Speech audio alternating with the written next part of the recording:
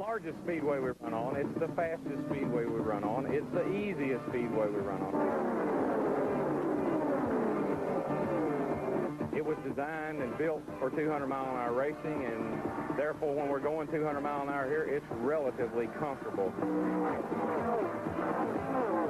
If you lose a little respect for that speed, you're going to get in a lot of trouble here.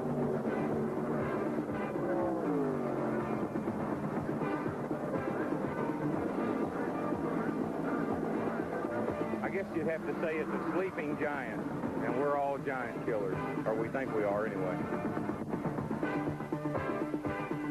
That man is Darrell Waltrip, the only driver who has ever won the Talladega 500 twice. And the Talladega 500 is the issue of our CBS flag-to-flag coverage today. The 2.6-mile fastest racetrack in the world is about to see 40 drivers competing for some $373,000. Good afternoon, I'm Ken Squire. Welcome aboard. Our on-car cameras are all set to go. We're ready to bring you the total story, we hope, of all of the action here today in the Talladega 500. Working with me as my co-host and analyst is the two-time Grand National Champion, 50 times a winner, Ned Jarrett. And Ned, the drivers hold this track in very special respect. Yes, they do, Ken. Certainly it is the ultimate as far as a high-speed racetrack is concerned. As Darrell Waltrip said, they can run relatively comfortable at 200 miles an hour. But sometimes that will tend to sort of lull them to sleep, because when you get out there with 40 other automobiles, the circumstances are different. You can get in trouble in a hurry, so they have to always be conscious of that. The cars that qualified, say, 194, 195 miles an hour will be running today in draft speeds of up to 204 or 205. That's 10 miles an hour faster than they ran in qualifying. That makes a tremendous difference in the handling ability of that automobile, so it'll jump up and get them if they aren't careful. This is the race of the dark horses, where they prance. 4 of the drivers who have come through here, those 4 drivers have never won any other races, and it is still the track where men like Cale Yarborough and Benny Parsons and David Pearson are still trying to win their very first race. The man on the pole at 201.7 miles per hour is Cale Yarborough, and standing by with him is Larry Newberg. Cale Yarborough, 3 times a national champion. You're also number 3 on the list of winners of all time in NASCAR, but this particular race has eluded you. How does Cale Yarborough view that? Is it important to you? Well, it is important. You know, I've been lucky enough to win most every race that we've ever run, and even though I've won here, I haven't won this particular race, but I hope today we're going to put a stop to that. You know, something else, Cal. Last week when the rest of the division was up in Pennsylvania racing, you guys were here practicing. You're taking this one pretty serious, aren't you? Well, I'm serious about it. It's time I win this race, and so we came down and did some practice, and I hope it pays off for us. And the race cam. That 22-pound gadget has not at all hindered you, has it? Well, it hasn't hindered me a bit. I've won 3 out of 4 times with it, so I welcome it back. Ken, he starts from the best place in the world, number 1.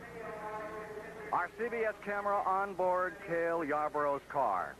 The fates at Talladega work in strange and mysterious ways. The man on the outside of the front row has our second onboard camera, and he is one of the dark horses. He's never won a race. And Mike Joy is standing by with him at this moment. Ken, many of these race cars were built in large factories with crews and teams of 30 to 40 men and tested at factory wind tunnels. Not this one. This car was built in a little garage in Dawsonville, Georgia, by Bill Elliott and his brothers and his dad and a couple of friends to help out. As he straps into this car and gets ready to go here at Talladega, who helped put this car on the pole? Well, I feel like all the guys back at the shop worked very hard, and, you know, it's just a small family-run operation, but, you know, we worked hard and accomplished quite a lot. Are you surprised to have outqualified not only all the other Fords, but all but one other car here? Well, I really am, because we didn't expect to run as good as what we really did, and you know, we worked hard and just did the best we could, and here we are. 3 Fords on the outside row in the front 3 positions. Can you 3 link up in a draft against the Chevrolets, or will you have to try to tuck in on the start? Well, I still feel like Cale's the car to beat, and when the flag falls, we'll just have to see what we can do and what we can't do. Back upstairs to Ken Squire. The ceremonies are underway to commence the Talladega 500. Stand by for our live flag-to-flag coverage here on CBS. This CBS Sports Special is sponsored by Pontiac, who invite you to test drive a new Pontiac at your Pontiac dealer. At Pontiac, we build excitement. Michelob Light, an exceptional light beer with a rich, smooth taste. And by Union Oil, the winning spirit rides with you every time. It's the spirit of 76.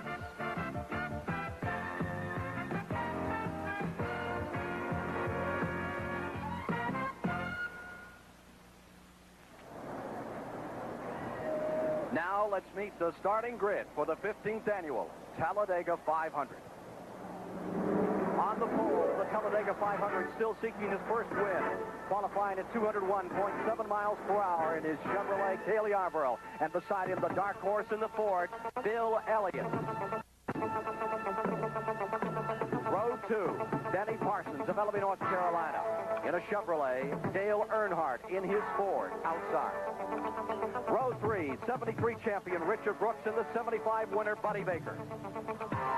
Row 4, from Texas, Terry Labonte. From Indiana comes Mark Martin. Row 5, Jeff Bodine and the two-time winner of this event, Darrell Waltrip. In row 6, Mississippi's Lake Speed and the 1974 winner, Richard Petty. Row 7, Kyle Petty and the 1980 winner, Neil Bonnet. Row 8, David Pearson of Spartanburg, South Carolina, and Grant Adcox is back. Row 9, Ricky Rudd at Chesapeake, Virginia, and last week's winner at Pocono, Tim Richmond. In row 10, the 1981 winner, Ron Bouchard and Jody Ridley. And here is the rest of the starting field for this Talladega 500. Joe Rutland and Sterling Marlin in row 11. Then comes the bandit Harry Gant in row 12 alongside Bobby Allison, who's won here before. In row 13 is Buddy Arrington in a Chrysler and Trevor Boyce in the James Hilton car. Row 14, Illinois' Bobby Womack and Cecil Gordon. In row 15, it's Ken Reagan and Billy Harvey. Row 16, Bobby Hillen out of Oklahoma and Morgan Shepherd. In row 17 will come Al Elmore, making his first superspeedway appearance in Tommy Gale. Then it's Mike Potter and Dave Marcus, who won here in 1976. It's Ronnie Thomas and J.D. McDuffie for row 19, and Dr. Dick Skillen and Travis Tiller round out our starting field back in the 39th and 40th positions. So now we're getting down to it. Those last moments are being counted off, Ned, before we begin this great race. Well, of course, there's a lot of anticipation by a lot of people here today, Ken. There are a lot of drivers in the field who feel that they're very capable, and this is one race that they can come to that they feel maybe their chances are a little better than at other races.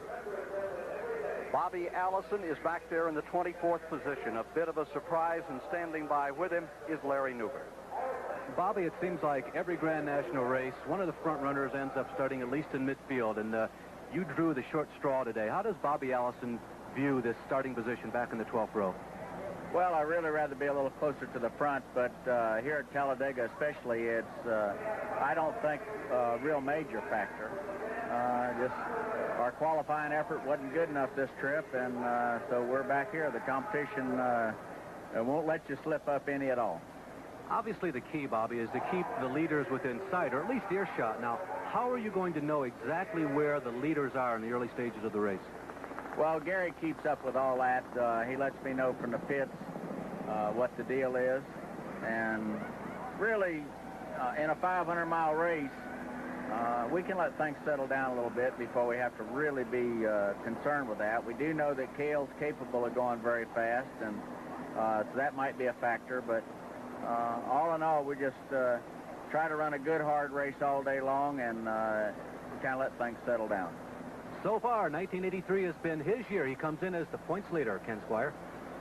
Third of the all-time win list, the 1971 winner of the Talladega 500. Live pictures from Bobby Allison's car down there on pit road. There are a lot of great champions here, and there are some drivers who are making their first try. One of them is 24 years old. He lives about 17 miles from where Cale Yarborough hails, and he hopes to someday have his name recognized like a Yarborough. But for today, he's an unknown. His name is Al Elmore, and Mike Joy is there. Ken, probably every man watching at home would like to be in this Talladega 500 kind of vicariously, and one of the everymen that is Al Elmore. Why would a fellow who's running in only his 4th asphalt race ever want to run here on the fastest speedway on earth? Well, we had the chance. We got a good sponsor and all, and DK Ulrich and the crew have really done a good job on the car this week, and we're just here. We made the field, and that's something to, be proud of, and we hope to have a good finish here. You've raced twice at Nashville, once at Pocono, 150-mile-an-hour track. What's the biggest difference about going 200 miles an hour? Well, to me, the biggest difference is the straightaway speed isn't that much, but when you hit these turns at 200 miles an hour, it's really tough. It's just really a different ball game. Good luck today. Thank you, Mike. The field firing. 40 cars strong, ready to go for it. We've had so many great races here at Talladega, Ned, and I anticipate this is going to be another barn burner. I don't think there's any question about it, Ken. Everybody is very high. When I say everybody, I think at least half of this field, the drivers feel that they have a shot at winning this thing. And, of course, that's what creates and makes competition. You're inside Cale Yarborough's car number 28. If you were with us at Daytona, you rode with him to victory. If you were with us at Michigan, you rode with him to victory again. The question is, will the spring continue for Cale Yarborough?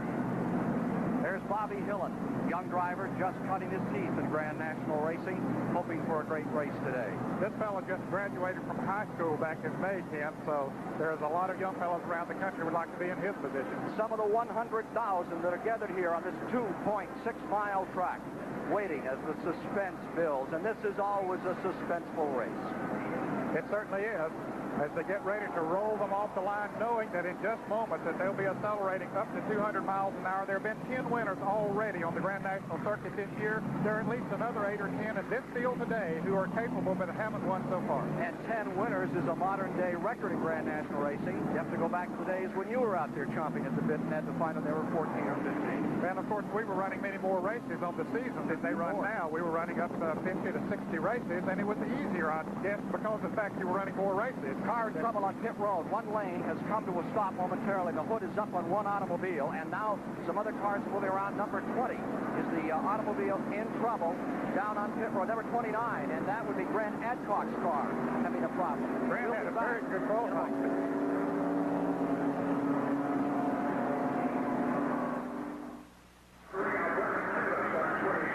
As you look at the near-perfect weather conditions for racing at Talladega, the Grant Adcock's car in trouble on pit road has fired and has joined the field. The cars are now through the tri-oval area down to the start line, where in one lap they will be racing. You are inside Cale Yarborough's car number 28. Cale, how do you feel about this one? This is Ken Squire in the CBS control room. Again. How do you feel about today's race? Well, I feel real good, Ken. The car's been running real well for us all week, but you know, the competition is very keen here. It's going to be 20, 25 cars that's going to run. Have you changed engines since qualifying? Yes, I have. This is a fresh engine, but we just hope this is as good as the one we qualified with. Thank you, Cale. Let's go to Bill Elliott, who is in car number 9 on the outside of the front row. Bill Elliott, Ken Squire at CBS. Do you read us? Roger, loud, clear. Okay, who's going to lead the first lap? Are you set to pull that one off? Well, I hope so. We'll have to see how we do when the race starts. Bill, this is Ned Jarrett. How about the acceleration of the Chevrolet of Cale Yarborough as compared to your Ford? Well, I feel like he could probably beat me on the start, but we'll just kind of take it as it goes. I feel like he's going to be the car to outrun all day anyway. Is the car all right? Any problems at all since you qualified? Not any problems whatsoever. Well, good luck to you and the family from up in Dahlonega, Georgia. Hope you have a good day. Thank you very much. Field coming around through turn 3. Notice the gum on the dash. This is a 6-gum race, 500 miles. They take a stick every 100 miles, as I understand. All right, Cale Yarborough is leading the field down out of turn number 4. The pace car about to come in. Going to get the jump on him, Cale, as you come to the line. Here they are. Pace car in. He is in total concentration right now, not wanting to over-rev that engine on the start of this race, but also wanting to rev it high enough that he might be able to pull away and get a car-length lead as it goes into turn 1. It's going to be interesting. At Daytona, he said he wanted to bring us right down to the flag, but today he is all focused on one thing, the green flag, and trying to get a break. And here's from a lot of cars to pick up on that draft if he indeed does hit 2 miles an hour over the rest of the field, which I would doubt with an engine change as they go into turn number 1 up on that 35-degree banking for the first time on this 2.6-mile track. Cale jumps out in front, and you're looking at the back as Harry Gant and Barney Parsons begin to make their move. Parsons is pulling up into second place. Gant getting trapped to the wall and then getting back in again. Sort of as expected, Elliott it fell back at the beginning. Terry Labonte, who started in 7th position, all the drivers felt he was one of the cars to outrun here. He's already moved up to 3rd place. Terry Labonte in the 3rd position on the start. Labonte has been running very strong. Yesterday in practice, he started 7th. Well, Ken, I made a prediction yesterday that Cale would not lead this first lap. Let's see. Here's Benny Parsons trying to move on the inside. Down low as they come to the tri-oval. As they come to the line, it is even. I think Parsons took it by just about 3 inches. Yarborough back in front at turn 1. And dragging with him Terry Labonte on the outside into 2nd. And over 200 miles per hour. That is Cale Yarborough's camera. If you look out the back of his car at Terry Labonte, who has been getting stronger and closer to a successful day. Never won this race. Here's Labonte going for first place in the back straightaway. Terry Labonte at over 200 miles an hour into 1st. He seemed to do it with almost ease. The fact that he could move by that quickly, he picked up the draft of Cale Yarborough and just moved right around. They are in turn 3. Earnhardt has moved to 3rd spot. A car spinning at the bottom. It is Neil Bonnet in 75 and another car hammers the wall. Cars slowing, trying to get away. One car head on to the wall. A terrible crash at the beginning. The front of the field is coming across. Car number 76. Potter ends up down in there. There are at least 4 or 5 cars involved. Neil Bonnet's car breaking away at the top of turn 3. That is Neil Bonnet out of car number 75. Bonnet was on the low side of the racetrack, Ken. It looked like he broke traction as he started off at the turn. There's car number 78, Richard Skillen. Dr. Skillen is against the outside wall. And here is Dave Marcus, car number 71. He was also involved. And that looks like that is Grant Adcock. Grant, who had the trouble on the starting line. Yes, he did. He did get the car to going. Incidentally, his dad... That car really hurt. Yes, it is. But Grant looks like he's okay. His dad is president of the Chamber of Commerce in Chattanooga, Tennessee. Short day here for Grant. He's not going to be able to give Chattanooga much exposure. Front end gone, back end gone. They want an ambulance for Grant Adcock as he extricates himself from car number 29. He's been 5 years away from the races. Back here today, making a return to the high-speed wars this weekend at Talladega, a track that has dealt him more than his share of despair. Dr. Skillen, who cut his teeth up on the Claremont Speedway in New Hampshire, walking away from car number 78 in the 2nd lap. Trouble out of turn 4. There you see the 64 car of Tommy Gale on the bottom right-hand side of your screen.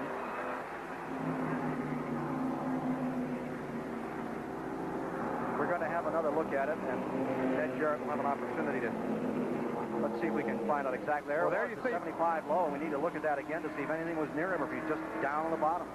He almost looked as if he was trying to get down off of the banking of the turn again because he was so far down below the other cars. Of course, once he made his slide, other cars not knowing what he might be going to do, which way the car was going, they started making maneuvers, and you don't make much of a maneuver at 200 miles an hour. The car will get away, as we saw it here.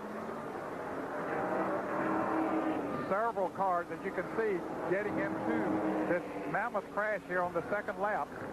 At these speeds, when something goes wrong with one, you can see that it can affect many, many others. There's the car number 74, the yellow car of Bobby Walwack, who now makes his home in Midland, North Carolina. He's formerly from Villa Park, Illinois. That's, I believe, Grant Adcock, who was on the ground. He has had some terrible misfortune on this, and that's Dr. Skillen, the driver beside him, showing some frustration and despair. In the early going, we have a 5-car wreck in turn 4 of the Alabama International Motor Speedway. You're watching live pictures here as they are administering to Grant Adcock.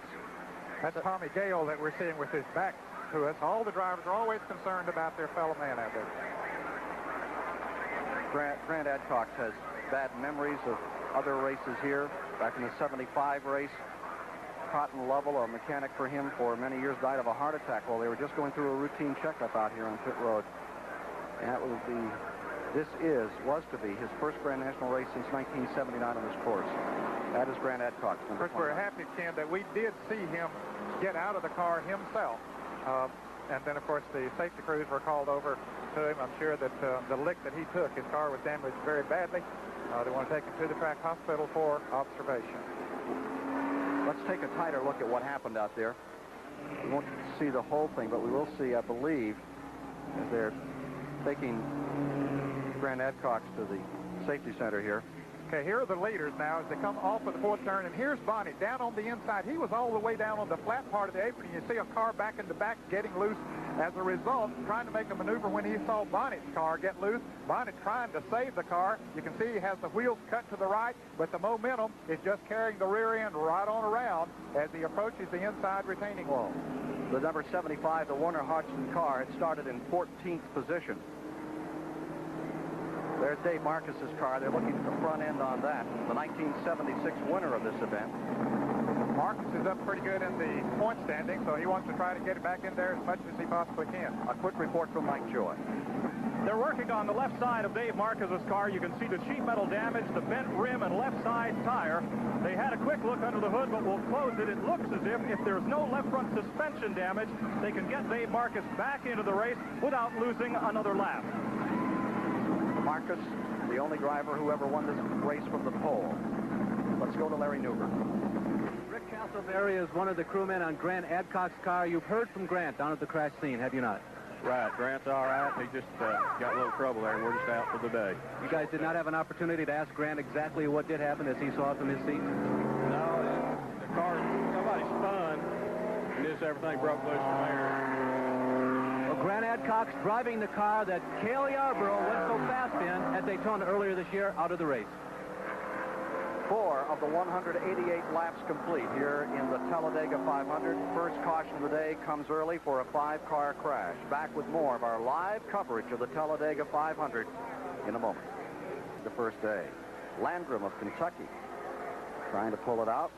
Tom Purtzer in second, and California's young John Cook stays right there, also a stroke off the lead. Now, as we get ready for a restart, probably 5 laps away, Cale Yarborough stays out there behind the pace car at this time. Let's take another look from inside Yarborough's car, driving through the wreck scene. See, Dale Earnhardt is pulled up there. Just take a look at the debris left after the mayhem in turn 4. A lot of debris scattered all over the racetrack as a result of those cars, 5 cars crashing, spinning all over the track. And this is something that the drivers are very conscious about and want to be very careful not to hit any of, because these tires are very easily cut. Let's go to Mike Joy with Neil Bonnet. Neil Bonnet's car triggered the caution. Neil, what happened? Mike, as I was going in the third turn, I started down under some of the traffic at full speed, and something turned loose in the motor. The thing just completely exploded, dropped all the oil on the racetrack, and my car got sideways in the oil. And, you know, luckily enough, I didn't hit anything, but there's some of the cars really torn up out there. 200 miles an hour, oil all over those slick tires. Not a whole lot you can do but hang on, is there? Well, I got it cranked around a couple of times and got it headed back in the right direction, but you're at somebody else's mercy when that thing starts out. Let's go back upstairs. Well, that's a misfortune for the Warner Hodgson crew. Rookies at 200 miles an hour. That's a story, and CBS took a look at it. Here's a report filed by Ned Jerry. It's not easy being a rookie on the NASCAR circuit. Over the last 3 years, only one has visited Victory Lane, and that was Ron Bouchard right here at Talladega. Now, to the outside goes Labonte. As the flyover, Labonte is going for the lead. Bouchard comes up the inside. 3 cars side by side. Ron Bouchard has won in a photo finish. For the most part, rookies are student drivers, trying to earn a living and learn a profession at the same time. They must be careful, because they know one small mistake can cost them their ride, their season, and even their career. Every rookie in today's race carries an extra piece of equipment. They have a yellow strip of tape on the rear bumper. This lets the veteran drivers know that they're approaching a first-year driver and that they should approach them with extra caution. This is a small part of the rookie program that was developed by competition director Dick Beatty. Our goal is to have a rookie program to start a super speedway race and to end the super speedway race without having a crash or being involved in a crash. And I feel that with the veteran drivers giving their expertise about the different tracks, that our goal is being accomplished. Is some foreign matter on the racetrack or the wreck? The NASCAR program includes classroom instruction at most of the speedways on the circuit. The old pros, Richard Petty, Bobby Allison, Harry Gant, and Darrell Waltrip, teach the new drivers how to race. You got a problem with that race car? for God's sake, come back in the pit. You're not on a half-mile racetrack. An oil leak ain't going to go away. Smoke ain't going to go away. In one turn here, you can blow a tire. So if you got something wrong with that race car, don't think you're going to figure it out and then come in. Come in and let that crew work on that car. Pay attention to that. Make sure that you don't leave the pits with something wrong with that car. Don't get in a big hurry and leave, and one guy's got his wheel tight and the other guy doesn't. Those are some good driving tips. I mean, don't let them go lightly, because they can save your life, and they can save our lives, too. The instruction isn't taken lightly. The rookies know it's better to learn the easy way in the classroom than the hard way on the track. As a rookie in NASCAR racing, there's just so many things that we don't know about the cars, and that just gives us one more opportunity to sit down and talk with some of the old-time veterans that really know all of the things that one day we'll have to know to be successful. You really learn a lot being, that we haven't been to the speedways before, and, the guys like Richard and Darrell and Harry, they do know their way around, and they tell you things that you don't know at first, but it registers on the racetrack, it really helps you keep out of trouble. Safety and improved driving skills are not the only benefits from this education program. There are monetary awards for the top finishing rookie in each of the races, and then at season's end, there's $10,000 that goes to the Rookie of the Year. But there's one thing about it. When you come out of turn number 2 for the first time at over 204 miles an hour and it tweaks slight right, words can't describe what's going to happen, right, man? That's exactly right, Ken. But they do plant a lot of these things in their mind, and, you act on instinct many times when you're running out there at 200 miles an hour. So if they got the right thing in their mind, then the right thing maybe will come out. 7 cars have been retired by the wreck that is still being cleaned up at turn number 4. CBS Sports live coverage of the Talladega 500 will continue after this word from your local station. With 8 laps complete, 21 miles, there are the standings. Not many are taking the opportunity to come in. Terry Labonte is grabbed first, Earnhardt is second, Bill Elliott is relegated back to the 5th position at the present time. And here's the attrition from that crash early in the going.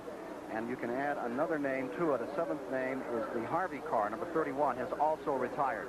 Let's go quickly to Mike Joy. They're working on Tim Richmond, but not the race car. Although these drivers wear goggles, Tim got a piece of debris in his eye. They're trying to work it out. Car owner Raymond Beadle is here. Raymond, if that continues to irritate him, what will you do? Well, we've already talked to Neil Bonnet. We're going to put Neil in the car if it doesn't work out. We tried to wrench it out and deaden his eye just now, so hopefully it'll be okay. It'll take a few laps to see whether or not the solution has done its job and cleared up that eye irritation problem. Ken? That's the 3rd pit stop he's made for that problem. Lap 4, 7, and now 8 net. And I'll tell you, running at 200 miles an hour, you wanted all of your vision available to you. And there's the vision out of car number 28, complete with a butterfly there, floating along. More like floating along on a 3,700-pound elephant. Cale Yarborough in 3rd place. These cars so heavy. Cale Yarborough. Cale Yarborough, Ken Squire, the CBS. Do you read us? Go ahead, Ken. Okay. Got through that one. It was a big scrape behind you on that. What did you think when you came around and found that 6 cars had got tangled coming out of turn 3? Well, I didn't see exactly what happened, Ken. I know it was a mess when I came back around. The only concern I have now is the debris we ran through from the wreck. We just hope it hadn't damaged our tires in any way. And we're going to go from here. If the 2 guys in front of me pit before the green comes out, I'm going to stop too, but if not, we're going to go on. That was just the question we were going to ask. You are not going to pit then unless they come in. Right, I'm not going to pit unless they do. That's the story from Cale Yarborough. It's got to be a little chancy out there running through all that debris net. Yes, it is, Ken. It certainly is a big concern of every driver. We'll be back with more of our live CBS flag-to-flag coverage of the Talladega 500 after this message. We may have a driver change taking place. Let's go right down to car number 27. Tim Richmond's eye is scratched. He is climbing out of the car, and Neil Bonnet, whose blown engine triggered the first caution of the day, is climbing into the Pontiac number 27, the Raymond Beadle car. The car Bonnet has not driven before, but since he did practice for the race and compete, he is an eligible replacement driver. Emergency medical technicians right now are trying to flush the debris from Richmond's eye. Then he'll go for treatment. We'll see if we can get a word from him while he's still here. It takes a little while, Ken, to hook up the safety paraphernalia as well as the radio equipment. It looks like they have it all about hooked up now. So Bonnie, he's about the same size, not quite as tall as Tim Richmond, but he should fit in that seat pretty well. Neil was telling us just yesterday that those seat belts, you can tighten them up as much as you want as they're working on Tim Richmond here on his eye. He said that no matter how much you tighten them up, the first time you get out in the corner and come out, they just loosen up almost so you can slap your body back and forth about an inch or inch and a half as the lower part of your back compresses from the tremendous G-forces you take on the banking here. Well, that's terrible news for Tim Richmond. Check his eye. Tim Richmond, who won at Pocono just a week ago in the 500-mile race on that 2.5-mile track at Pocono, Pennsylvania, in one of the best races of the year. He fought to get it up into the front, and he had to fight his way back twice before he finally succeeded in winning that race that was stopped by rain twice. And now here today, he really was optimistic that he was going to make it 2 in a row. He was very optimistic, and I predict that we'll see him back in that race car later on this afternoon. Here's Grant Ashcock's car. They had to literally haul it in on the truck. Let's take another look at what brought around this caution, the first one of the day. There's the 75 car, which has lost an engine, bottom of your screen, center, sliding out of control. And he did a good job of gathering it up, but it starts to move up, and some people behind him who probably have room to get through, Ned, considered that perhaps they weren't going to get that chance, and they took that kind of evasive action that started the chain of incidents that has had 8 cars involved, 5 of them now out of the race. And this car that we saw slide up and hit the wall, I suspect he hit the oil that caused Neil Bonnet to spin around when the engine let go on his car, so that put him out of control, and he slid up across the track in front of other cars. They were trying to brake, maneuver around others in front of them, losing control, and we see the end result. Now repeating, the cars out are Neil Bonnet, Dr. Richard Skillen, Tommy Gale. The Travis Tiller car number 46 has been retired. Grant Adcox took heavy abuse, and the Harvey car number 31. Those 6 cars are out. 1 car has come back on the track. Bobby Wowak, number 74, has returned to it, and they have black flagged that car since. And there's the end of car number 29. And, of course, we saw some damage on Dave Marcus' car. They were continuing to work on it, and I believe he has gotten back in the field as well. We are now in the 12th lap. We are in the 12th lap. They are working 12. There you see the standings as of 11 complete, and nothing changing. Notice, too, that those front 5, none of them has ever won this Talladega 500. You have to go back to the 6th position before you find a previous winner in this 15th annual, that being Richard Brooks, the man who won here and won his only Grand National race here in 1973. He feels today is perhaps his best chance of winning this race since he won that one back in 1976. That was a really working. Strange story the year he won that race. He came here without a ride, and he left without a ride. He came here and picked up a ride of the Crawford brothers, took the car to victory. Before the race was over, they'd sold the car to someone else, and by the time he pulled into victory lane, he was back with his thumb out. Normally, if you win a race of this stature, that will set your career up for the future, but it just didn't happen in that case. Here's Ron Bouchard, a former winner here, when he was a rookie driver on the circuit, getting a change of tires. I believe before we see the green flag wave again that we'll see others coming in. They still want to take that chance of that tire going down. They can't tell when they're riding around out there slow because of the interliner tires that they use on these cars. If the tire is a little bit low, maybe it was cut and running through some of the debris. See, he's changing all 4 tires on that car as a precautionary measure. Certainly they haven't worn the tires that bad now. There's a windshield being repaired. Be some of that for sure before the afternoon is over. There's a tremendous amount of pressure on the windshields here at the high speeds that they run, and just a little bit of a nick in the windshield, maybe a piece of debris from another track or a gravel or something fly up and crack the windshield a little bit. That's Jody Ridley in car number 84. Then as the pressure goes against it, it can cause it to crack, and we have actually seen the windshield cave in, and that's why they have those 3 strips of metal on the center of the windshield to help avoid that pressure. Here's Mike Joy. Ned, actually, that's their second windshield today. The first one got a piece of debris in it from the Neil Bonnet wreck. They put in this new one, and running around under caution, it too has developed a problem, so they're getting it securely taped in and trying to send the 1980 Rookie of the Year back on his way. Jody Ridley, who formerly drove car number 90, number 90, the car that Richard Brooks now has control of. Dave Marcus has just come in, gone back on the track another time.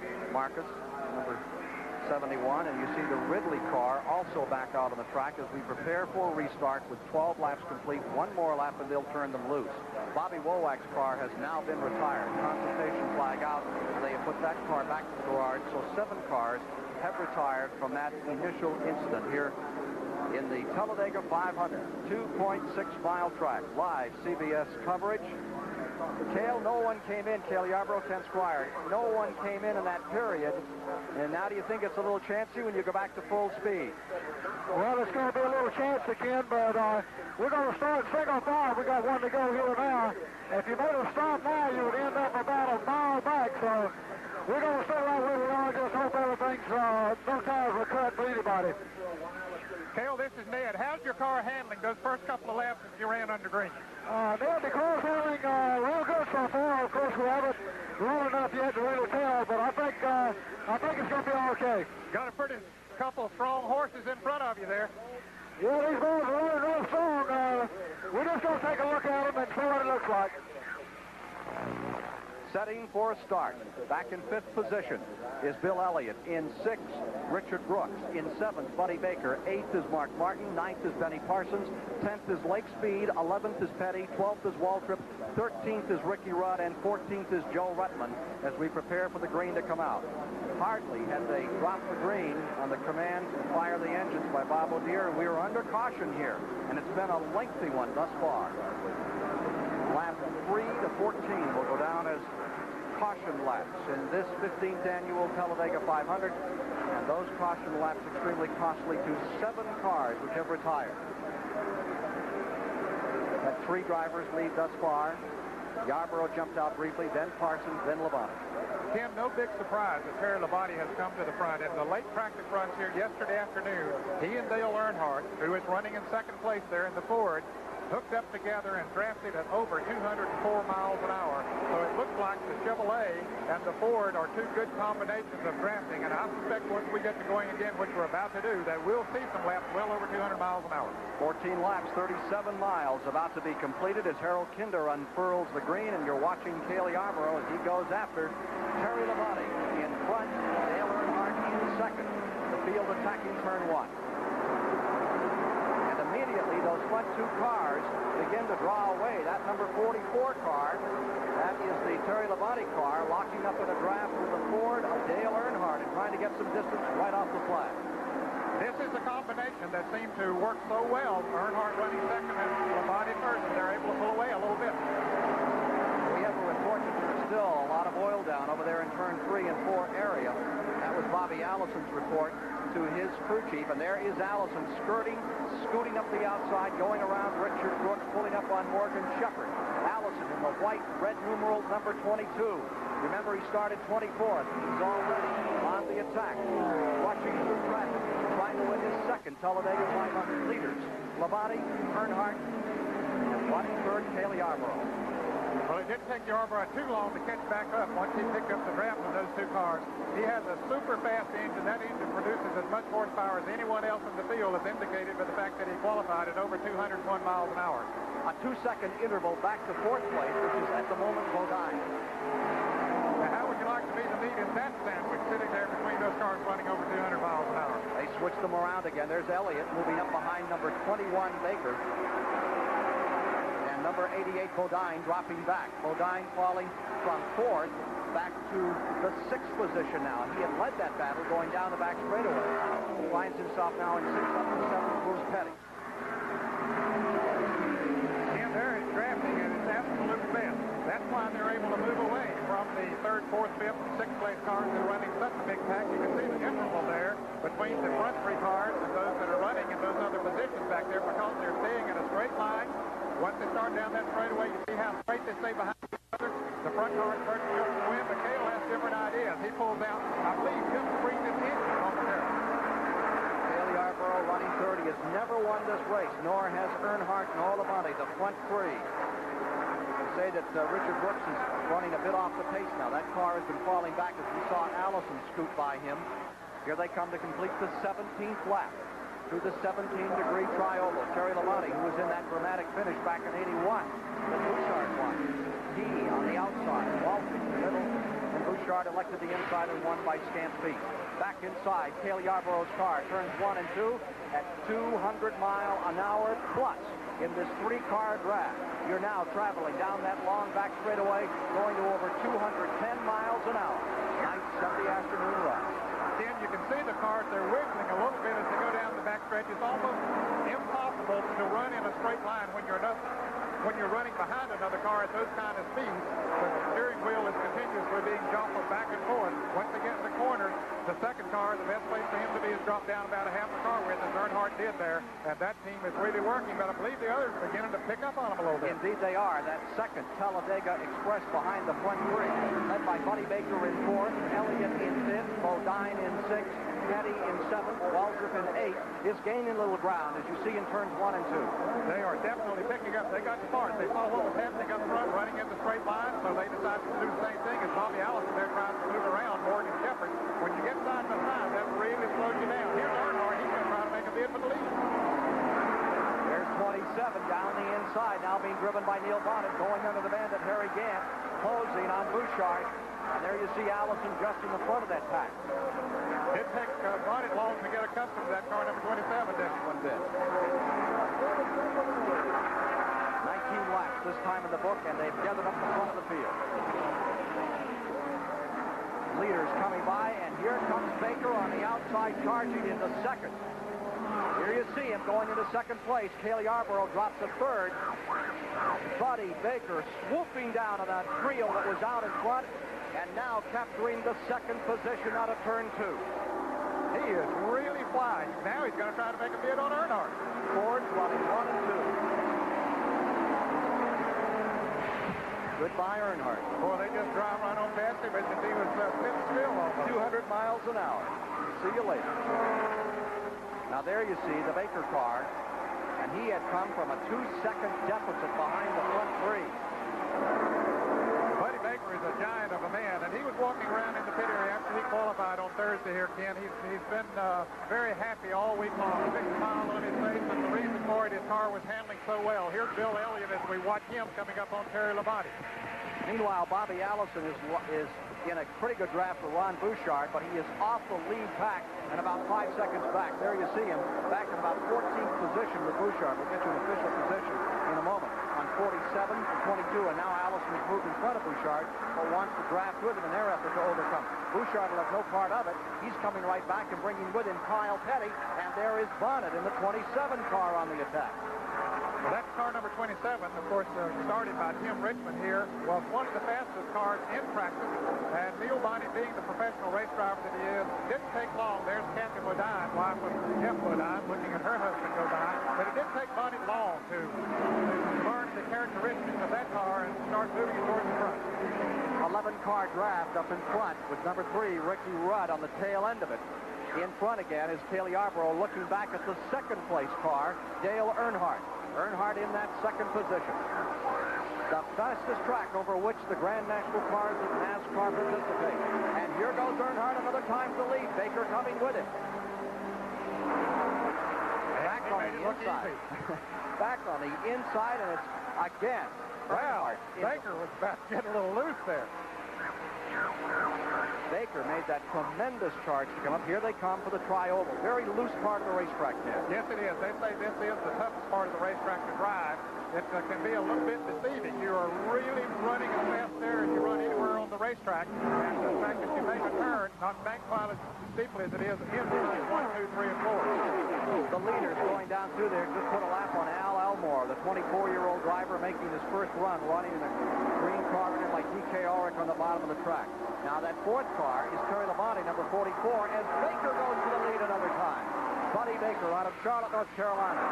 6'4" giant. Plows down through, and here comes Labonte with him. Behind Yarborough now. Labonte pulling up, taking some draft along into 3rd spot. Earnhardt back to 4th. That 5th spot is Elliott. But Labonte got sort of hung on the inside there as he pulled out, and he didn't have the momentum to go past Dale Earnhardt, so he left him what they call hanging out to dry, so he had to drop back into 4th position. In fact, he dropped back to 5th now as Bill Elliott moves around. Right, back to 5th goes car number 44, Terry Labonte. In the 6th spot is Bodine. Up to 7th moves Lake Speed. Up to 8th comes Waldrop. In 9th. There's Yarborough another time. They seem to do it with such ease, but what is happening, Ken, they're picking up the draft with the car in front of him. He has bursted open the wind. You have a little bit of backman right there. They get right in that draft and just shoot right past him. It looks like they poured 100 horsepower into the engine, but that's not really what happened. They just picked up the draft. The next car can do it as easily when he takes the notion to pass as Earnhardt looks like he wants to do on the outside. Most of them have been passing on the inside. Earnhardt decides that's not the thing to do. All of this at over 200 miles an hour. 24 laps complete, 164 to go. Here's a report from the Bobby Allison pit. Larry Newman. Allison, Bobby's crew chief, obviously somebody we were going to watch all day moving up from the middle of the pack. One of the last conversations, Gary, that Bobby had before we got behind the wheel was with Neil Bonnet. Are you guys aware that Neil is in Richmond's car? Oh, yes. We told Bobby that Neil's driving the 27 car now. They're running the same pace as the leaders right now, but there's so much dicing around going on that we're just going to kind of sit where we are and hope nobody gets away from us. The car's not working perfectly yet. We got to do a little work on it. They're drafting together. I had the feeling that was a thought that they had before the race started, but of course Neil was going to be in a 75 car, but apparently it's still working even though the cars are different. Well, I don't know if they planned it that far along, you know. Bobby does feel comfortable drafting with Neil, and Neil feels comfortable with Bobby, so, you know, they're going to try and run a steady pace, and we can get in here and work on the car a little bit and hope we can get it a little quicker. One quick pit note. We talked to Junie Dunleavy, Dick Brooks' crew chief. Remember that Dick Brooks started 5th. He's running about 20th right now. One-word answer from Junie, strategy. Well, that's a little more strategy than I thought they would have planned at this time, Ken, dropping that far back in the pack. However, there are about, 20 to 22 cars running in that lead pack, so he's still not too far behind the lead. Behind the leaders, Petty is back in 10th, and Ricky Rudd in 11th on the tail end of that lead pack. And closing on them is number 98 and 12th, Joe Rutland. 13th is Benny Parsons. 14th at the present time. That is David Pearson with the 15th position belonging to Bouchard. You mentioned Joe Rutland. He had an engine problem the first day of qualified the second day, and Yarborough has dropped off the pace. Cale Yarborough. Cale, do you have a problem? Can you hear us? Not that we can hear. Okay. Cale is definitely off the pace right now. Something has happened to that car. He's dropping down on the apron. Everybody going by Yarborough, and so that skein of 2 wins at Michigan and the Daytona 500. Our onboard camera looks like it may be in jeopardy here, as you saw him easing down to the bottom of the racetrack and now headed for pit road. Cale Yarborough, car number 28, who has never won this Talladega 500. He has led it time after time, but it looks like this is going to be another of those times. He said something about on the right side, so he must have a tire going down or something, Ken. We could just hear him as he came into the pit telling his crew chief, Waddell Wilson, that he needs a wheel on the right side. Well, remember at Michigan, he fell back 2 or 3 times in the race and came back to win it. Let's see what's going to happen here. Well, they have him serviced now, and he's headed on down pit road. So right rear tire was changed. So a tough break. Let's see if he can get out in front of the leaders and stay in the lead lap. Here he comes. He's coming to speed as he comes down pit road, but the leaders are rapidly approaching through the tri-oval. And it takes a while for him to get his speed up while they're already up to over 200 miles an hour. He's really going to have to accelerate to stay in front of them. That big Talladega Express comes rambling down through the first and second turn.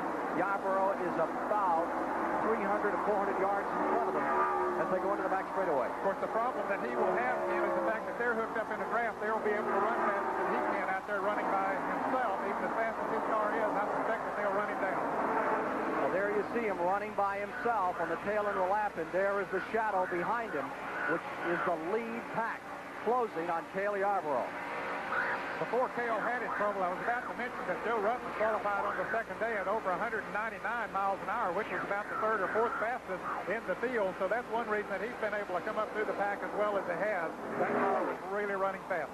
Baker first, Earnhardt in second. They storm down into the first turn. That 3rd spot remains with Terry Labonte. Terry Labonte staying 3rd. That 4th position is Bill Elliott. Bodine is 5th, and Lake Speed is 6th. in the 15th annual Talladega 500. Next Sunday on CBS, we'll bring you a battle of two super featherweights. Undefeated, Hector Macho Camacho takes on Rafael Bazooka Limon in a live 12-round bout. And the real cowboys compete in spear wrestling, calf roping, and bull riding at the Calgary Stampede, all next weekend on CBS Sports, beginning at 4 Eastern. Live at the Talladega 500, as they wheel them down on a turn number 4, another time with 32 of the 188 laps complete. They are overwhelming Cale Yarborough coming to the tri-oval. And when he came back on the track after making that unscheduled pit stop, he was about 3.5 seconds ahead of the leaders, but now they are mowing him down at about a half a second a lap. You can see Buddy Baker coming up, just moving up ever so close every lap. The 1976 winner of this event, Dave Marcus, has retired, the only man to ever win it from the pole. Oil cooler problem. And here comes Baker. And Buddy Baker would like nothing better than to put Cale Yarborough a lap down, because he knows how tough he is to beat. And if he can get him 2.6 miles down, that would make it that much easier for him. Just one other driver that wouldn't have to beat at the end. Last lap at an average speed of 196 miles per hour. Now there's Baker sneaking up on the outside, heading to the tri-oval. Baker first, Earnhardt second, Labonte third. Still in fourth is Elliott. Fifth is Bodine. Sixth is Lake Speed, and Mark Martin is in seventh, with Richard Petty in eighth, Joe Ruttman in ninth, Darrell Waltrip in the 10th position. Now, he should stay with that group, shouldn't he, Ned? Yes, I would think that he'd be able to keep pace with them. In fact, what he would like to do is ride right there on the back bumper of Buddy Baker. Then, should he see the caution lights come on, he would try to draft past him and get back to the lead lap before they get back to the start-finish line. Of course, Dale Earnhardt has some other ideas. He'd like to push Cale back a little bit farther. Back in 11th position is Neil Bonnet driving the Tim Richmond car, with Ron Wishart in the 12th position. Here are the leaders for 35 laps.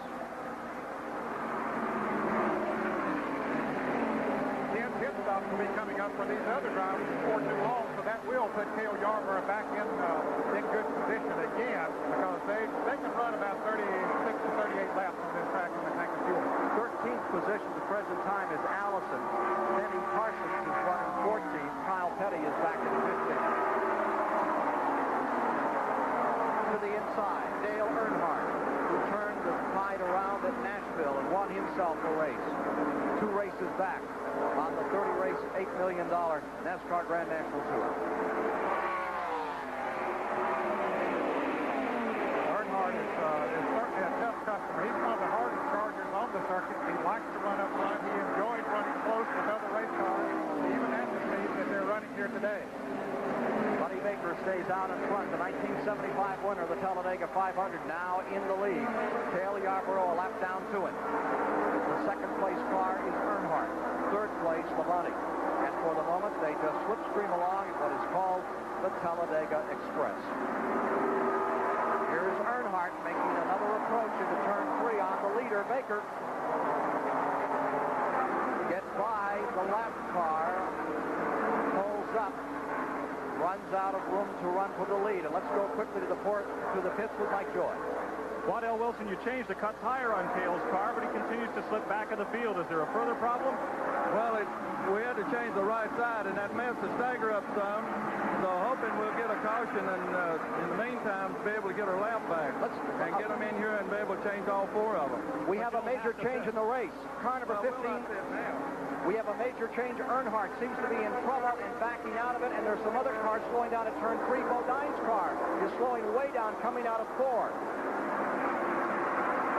You just see the bottom of the racetrack, car number 88, and there were cars all over him. It looked like we were going to have an incident in turn number 2 or 3. Car number 90 is pulled on a pit road, and in this last lap, several of the favorites in the event are having problems, and there is Jeff Bodine in number 88.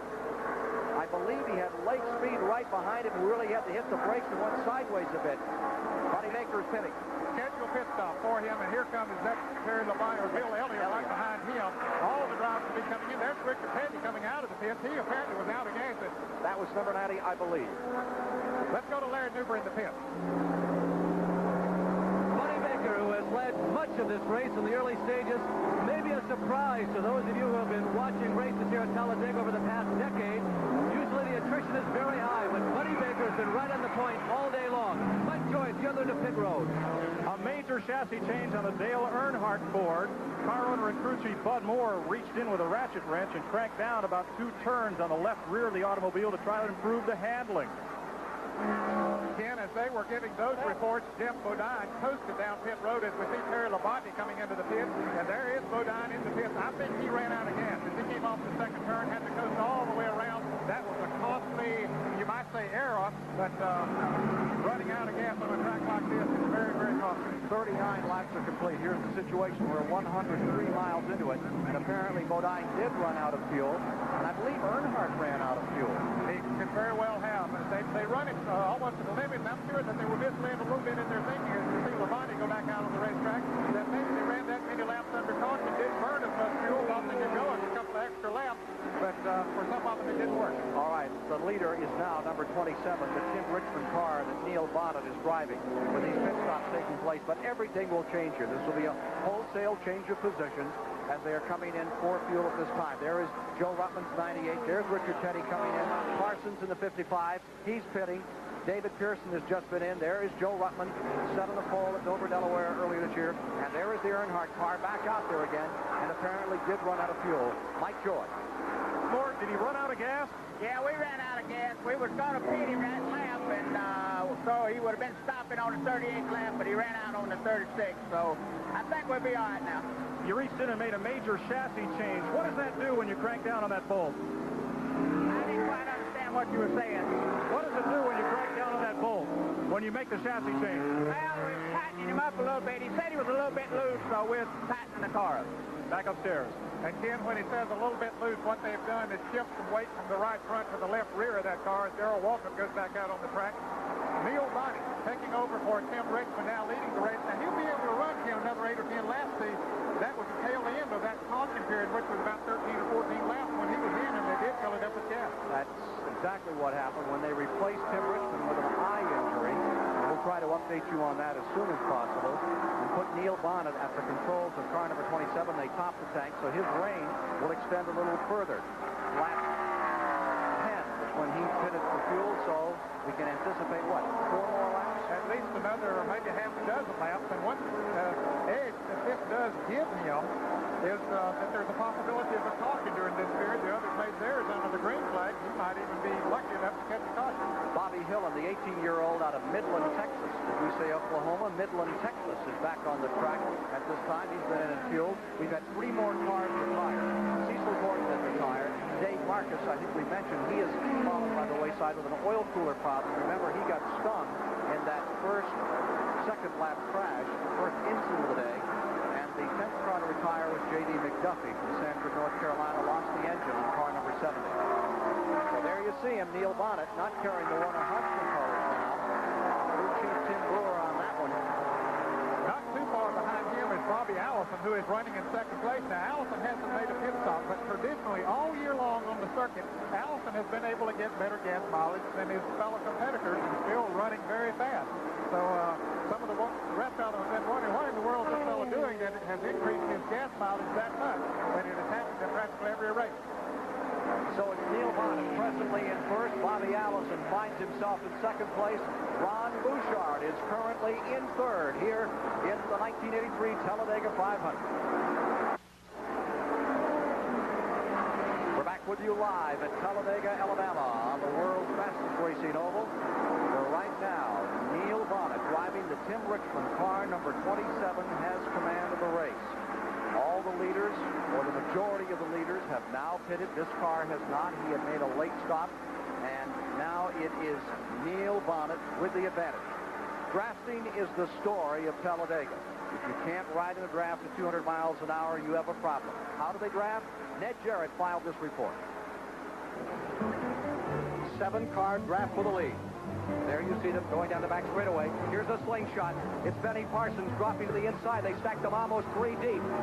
Benny Parsons at number 27 going to first place. We've always been told that the art of drafting is a science. With that in mind, we returned to Lockheed's smoke flow wind tunnel outside of Atlanta to demonstrate some of drafting's finer points. Last time we were here, we showed you this side view of air flowing over the top of a race car and how a spoiler helps eliminate some of the car's drag. Now with this, the latest innovation in smoke flow wind tunnels, we can give you a new overhead view of how air affects race cars. Look at those switching and swapping of positions out there, David. The draft in air is tremendous. These cars are being sucked and blown around from all spots. The principle of drafting is simple. One car drives through the air, punching a hole in it, and the second car comes through before the hole closes. The advantage is both cars, acting as one, use much less power to break through the air. This principle also works for 3 cars, 4 cars, or for as many as are in the draft. Although the second driver has the advantage of being pulled in the first car's wake, he cannot stay there long as no air is reaching his radiator. To avoid overheating, the second driver will back off far enough to retain the advantages of drafting, but not so close as to overheat. From this position, both the second and third cars can build enough momentum to slingshot by the first car. Notice how these drivers working together use a 2-car draft to slingshot by the first car. What all this means is the fastest car might not always win. In fact, the winner may come out of thin air. Now, to the outside goes Labonte. As the fly over, Labonte is going for the lead. Bouchard comes up the inside. 3 cars side by side. Too close to call. A bit of the story of drafting. We've just had a change of position. Car number 27, now being chauffeured by Neil Bonnet, has come in for fuel, and you are watching the leaders as they attack turn 3. Terry Labonte's car number 44 is right there with Buddy Baker in the car number 21 as they begin to battle it out. All the leaders have now pitted, and we are looking out Bill Elliott's window. He is in 3rd position. Elliott running 3rd at the present time. Bill is doing a good job of drafting on Buddy Baker's car number 21 as Baker drafts on Terry Labonte. Front 3 into turn 1. Here's the quick report from Mike Joy.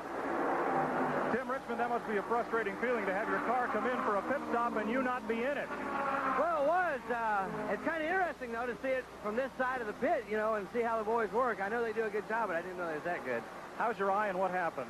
Well, after the caution, when Neil blew up, we normally take our goggles off and dry our eyes to make sure it keeps from sweating inside the goggles. And when the car slowed down, some kind of air started circulating in the car, and all the oil, dry, and dust and rubber came up and went in my left eye. They got some of it out when we came in and pitted, but I couldn't get everything out, so they had to take me to the hospital and got the rest of it out. The main thing is they put something in there, an anesthetic or something, that made my eyes swell and got numb, and it don't feel right now, and I'm not going to go out in Talladega and run 210 mile an hour with 1.5 eyes, so, you know, we can't drink Old Milwaukee yet, so hopefully I'm going to get back in the car. I feel like the numbness is starting to go away, and Neil's doing an excellent job out there, so we're not going to take any chances. If it goes green the rest of the way and we don't have a chance to get back in, we're going to let Neil have it the rest of the way. But my eye is getting better, and I will get back in if we do have the right chance. Back upstairs. 50 laps complete, 138 remaining. Baker fighting with Terry Labonte for the lead. Bill Elliott is in 3rd. A little unsecure out here because the 4th place car is bearing down again, and that is number 15, Earnhardt. And Rutland is being shown in 5th, car number 98. Rutland has really made a charge from the front. And he started in 21st position here today, and now running in 5th. That's quite a tribute to him and to Lady Harris, the crew chief, who set the car up so well. Bobby Allison has come to 6th from the 24th starting position, and Richard Petty is in the 7th position. There you see Al Almore, car number 6, the green car down on the inside, the 24-year-old youngster that we met at the top of our program today. There's the battle for the lead. Baker 1st, Labonte 2nd, Elliott 3rd. So now Labonte becomes the meat in the sandwich between the 2 Ford cars, and he knew that they were the cars that he had to beat here today because they do draft so well. They handle well in the turns. You can see how stable they are once they approach the turns at upwards of 200 miles an hour. But Labonte's car is handling well, too. Dale Inman is the crew chief on his car, and Inman was with Richard Petty when Petty won about 190 of his 197 Grand National victories. So he knows what it's all about, how to set a car up and make it handle well. There's Richard Petty, 7th position, car number 43, a couple of wins this year. Coming up in 2 weeks, they're going to have Richard Petty Day down Level Cross, North Carolina. There you see the 27 car coming after it. They're going to open up the whole place and raise money for the volunteer fire department. Get a chance to go all through his compound, and he's opening the entire Petty facility. They have to update their fire equipment and buy new band uniforms, and that's how they're going to do it in Level Cross. Well, they'll be commemorating his 25th year in Grand National competition, and what a career that has been. Tires may be the story. Here's Larry Newman. Came off of Ron Bouchard's car was a routine tire change. You know, the temperature on these tires, when the tire meets the racing surface, is supposed to be about 190 to 200 degrees. This tire got so hot, no problem with the tire, but it got so hot that it actually melted the paint that was used to read out Goodyear. It was that hot on the racetrack, and that's an unusual situation. Mike Joy covering the other end of the pits today with yet another story from down here where it's about 100, I'd say. It's just about that, Larry. Joe Ruttman started back in the 11th row. He's now in the top 5. That thing really must be working for you, Buddy Parrott. Well, Mike, it really is. The car's working real good. We just had a right side change. Got to look at the tires. We took the tire temperatures and it looked real good. And maybe we'll have a good day for this Levi Garrett Benfield Racing team. Did you have to make a chassis change? No, we didn't have to make a chassis change. The car's riding about neutral right now, and if this weather stays, the overcast skies, that's really going to help us a lot. And like I said, we've had a few problems in the last few races, but maybe we can run 500 miles and give the fans a show today. Ken? Joe Ruttman, who gave us quite a show at Daytona a couple of years back. There's Baker going through traffic. There you see Bodine's car and Benny Parsons, number 55. And Bodine is about to go a lap down, and we understand that Benny Parsons had to make an extra pit stop, so we're assuming that he's going a lap down also. Bodine did run out of gasoline. That put him farther back in the field. Now he's about to go a lap down. 90 car also going a lap down. Richard Brooks, who won it in 73. The man out in front. And there's Bill Elliott passing car number 90. Richard Brooks, the 73 winner. The man who won it in 75, Buddy Baker in the lead. Here he is closing up on Bodine. Baker loves this track. He loves to run fast. Well, he's the only driver to win 3 in a row on this racetrack, and one of, 2 drivers to win 4 here. I think Darrell Waltrip has 4 wins, and Baker is the only other driver that's won that many times here. Terry Labonte stays right there in second place. Terry Labonte holding on to that second spot, and Bill Elliott maintaining third. But the rest of the field is gathering up on that trio. The 4th position is Earnhardt. The 5th position being Ruttman. There you see a little further back. That next battle behind them is about a half second behind. It's time to 5. There is Earnhardt. And right with him comes Neil Bonnet and Richard Petty. Petty now being 7th. So we'll be back with more of this Talladega 500 shortly. CBS live coverage of the Talladega 500 continues after this word from your local station. This CBS Sports Special is sponsored by Refreshing Hawaiian Punch, Speed Stick Deodorant, the Wide Stick, effective protection in just a few strokes. Speed Stick by Menon. And by the makers of Skoal and Copenhagen. A pinch is all it takes.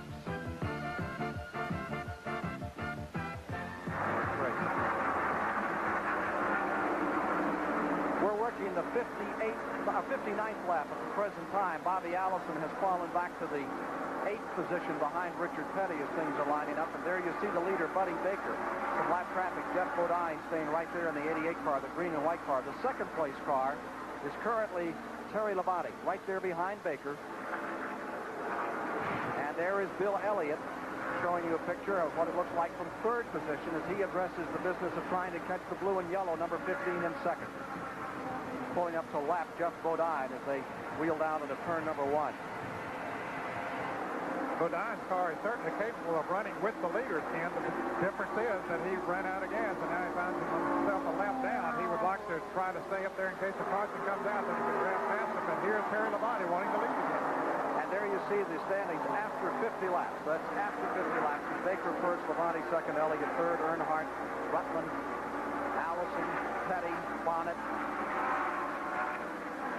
And then 9 through 16, Cale Yarborough, Lake Speed, Ricky Rudd, Ron Bouchard, Darrell Waltrip in here, Kyle Petty, Joe Ruttman, Mark Martin, Harry Gann, Morgan Shepherd, David Pearson, and Terry Gant car on the last report was in 17th position.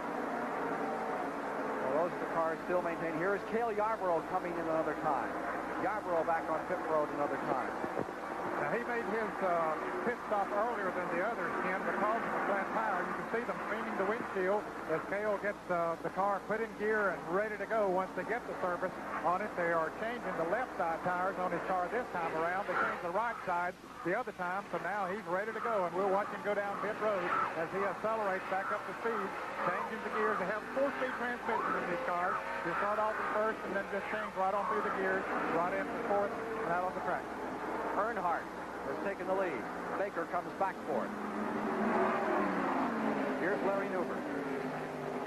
With Leonard Wood, the crew chief on Buddy Baker's machine, you know, Buddy leads the league and wins here fourth this racetrack. He's led more laps of this race. So I'm a little surprised to see him running so hard so early. This race is normally very high in attrition. Well, we kind of let him make his own decision, you know, whether to lead out front or run behind, depending on whether he's abusing the car. But if you stay out front, you're keeping the engine cool, you know, because the air is getting to the radiator, you know, and cooling the engine down. But you burn a little bit more gas that way, but, you know, if he wants to lead and can lead, I'd just soon even be out there. One of the reasons why you hired him, wasn't it? Well, that's correct. But he led 460 laps of this race going into the day, and he's adding to that total every lap he's out there. Dale Earnhardt, 1979 Rookie of the Year, 1980 Grand National Champion, took a stab at first place. Now he falls back a bit as Baker rolls around the outside and goes for the lead. And here is Elliott going up to second place. Bill Elliott into second. That's almost a total independent team. His brother Ernie builds the motors down in Dahlonega, Georgia. He had Fords running 1 and 2, and the last time we had a total Ford sweep, I believe, was 1968 at Atlanta. It has been quite a while, Ken. Of course, they are somewhat in the minority as far as numbers of cars in the field, but since the recent rule change, the Fords have really been running good. Baker won at Daytona, then Earnhardt won at Nashville short track. 1969, 6,500. They swept 5 spots that day. And it happened again today. You'll know at lap 188 in our live coverage of the Talladega 500. For the moment, you have Fords running first and second with Baker in front, Elliott in second, and the Chevrolet of Terry Labonte in third. Well, now Earnhardt has taken that position, so you have the Fords in the first 3 positions. Right, and back goes Labonte to the 4th spot, hanging out in the back end of that group as they get out back straight away. Cancel all of that. They're changing position. The car of Joe Rutland is in 5th. Back to the inside comes Terry Labonte in number 44. On the bottom of the track, he's up to 3rd. 64 laps complete this time by. Here's part of the one they estimate. The Bama Patrol says there's 95 to 100,000 people here today. Labonte lost the draft and falls way back. I think he's losing an engine. Trouble on the car number 44 of Terry Labonte. You see the smoke coming from him. He quickly gets down on the inside of the racetrack, Ken, which is a very smart thing to do. And caution is out. Caution is out. Second caution of the day, as they fear he may have thrown some oil down as he went into the corner. He was right in the groove, and yellow is on the track for the second time. Very heads-up driving by Terry Labonte and the fellows behind him. He gave him the hand signal, I'm sure, as he went in there. Look at Yarborough trying to roll through traffic. You see him coming around. Remember, they raced back to the line, and Yarborough is trying like the Dickens to get a lap back. He's trying to get, and so is Bodine in the 88. They're working together. This is one time they here comes the 15 up to put him a lap down. They have him in a sandwich to the tri-oval. Here they come to the line. Bodine is going to stay in there. Bodine got his lap back. It was very close as far as Cale. We think he did, but it was too close to call. We'll let you know in a moment. Cale was really hampered there by the move of Dale Earnhardt trying to put that lap back down. Here's Labonte's car as it coasts to the pit.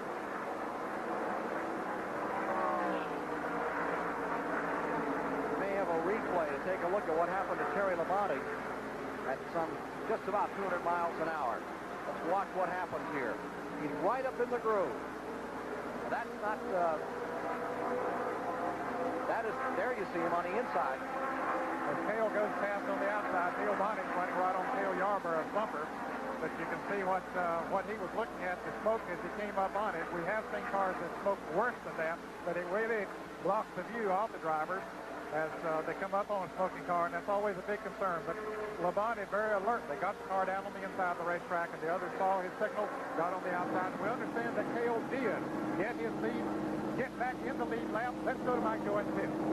Here's the second-place car, Bill Elliott. Right side tires, a clean of the windshield, 22 gallons of gasoline. They're going for all 4 tires this time. They'll change all 4 on Elliott's car. Let's go to Larry Newber. Dale Earnhardt has been among the leaders, particularly the last 20 or 30 green flag laps. Rubber all the way around, all 4 sides. The first thing that Dale reached for was a bag of ice. Mike Joy. Routine pit stop on Waltrip's car. You see Jeff Hammond sling that 65-pound jack around.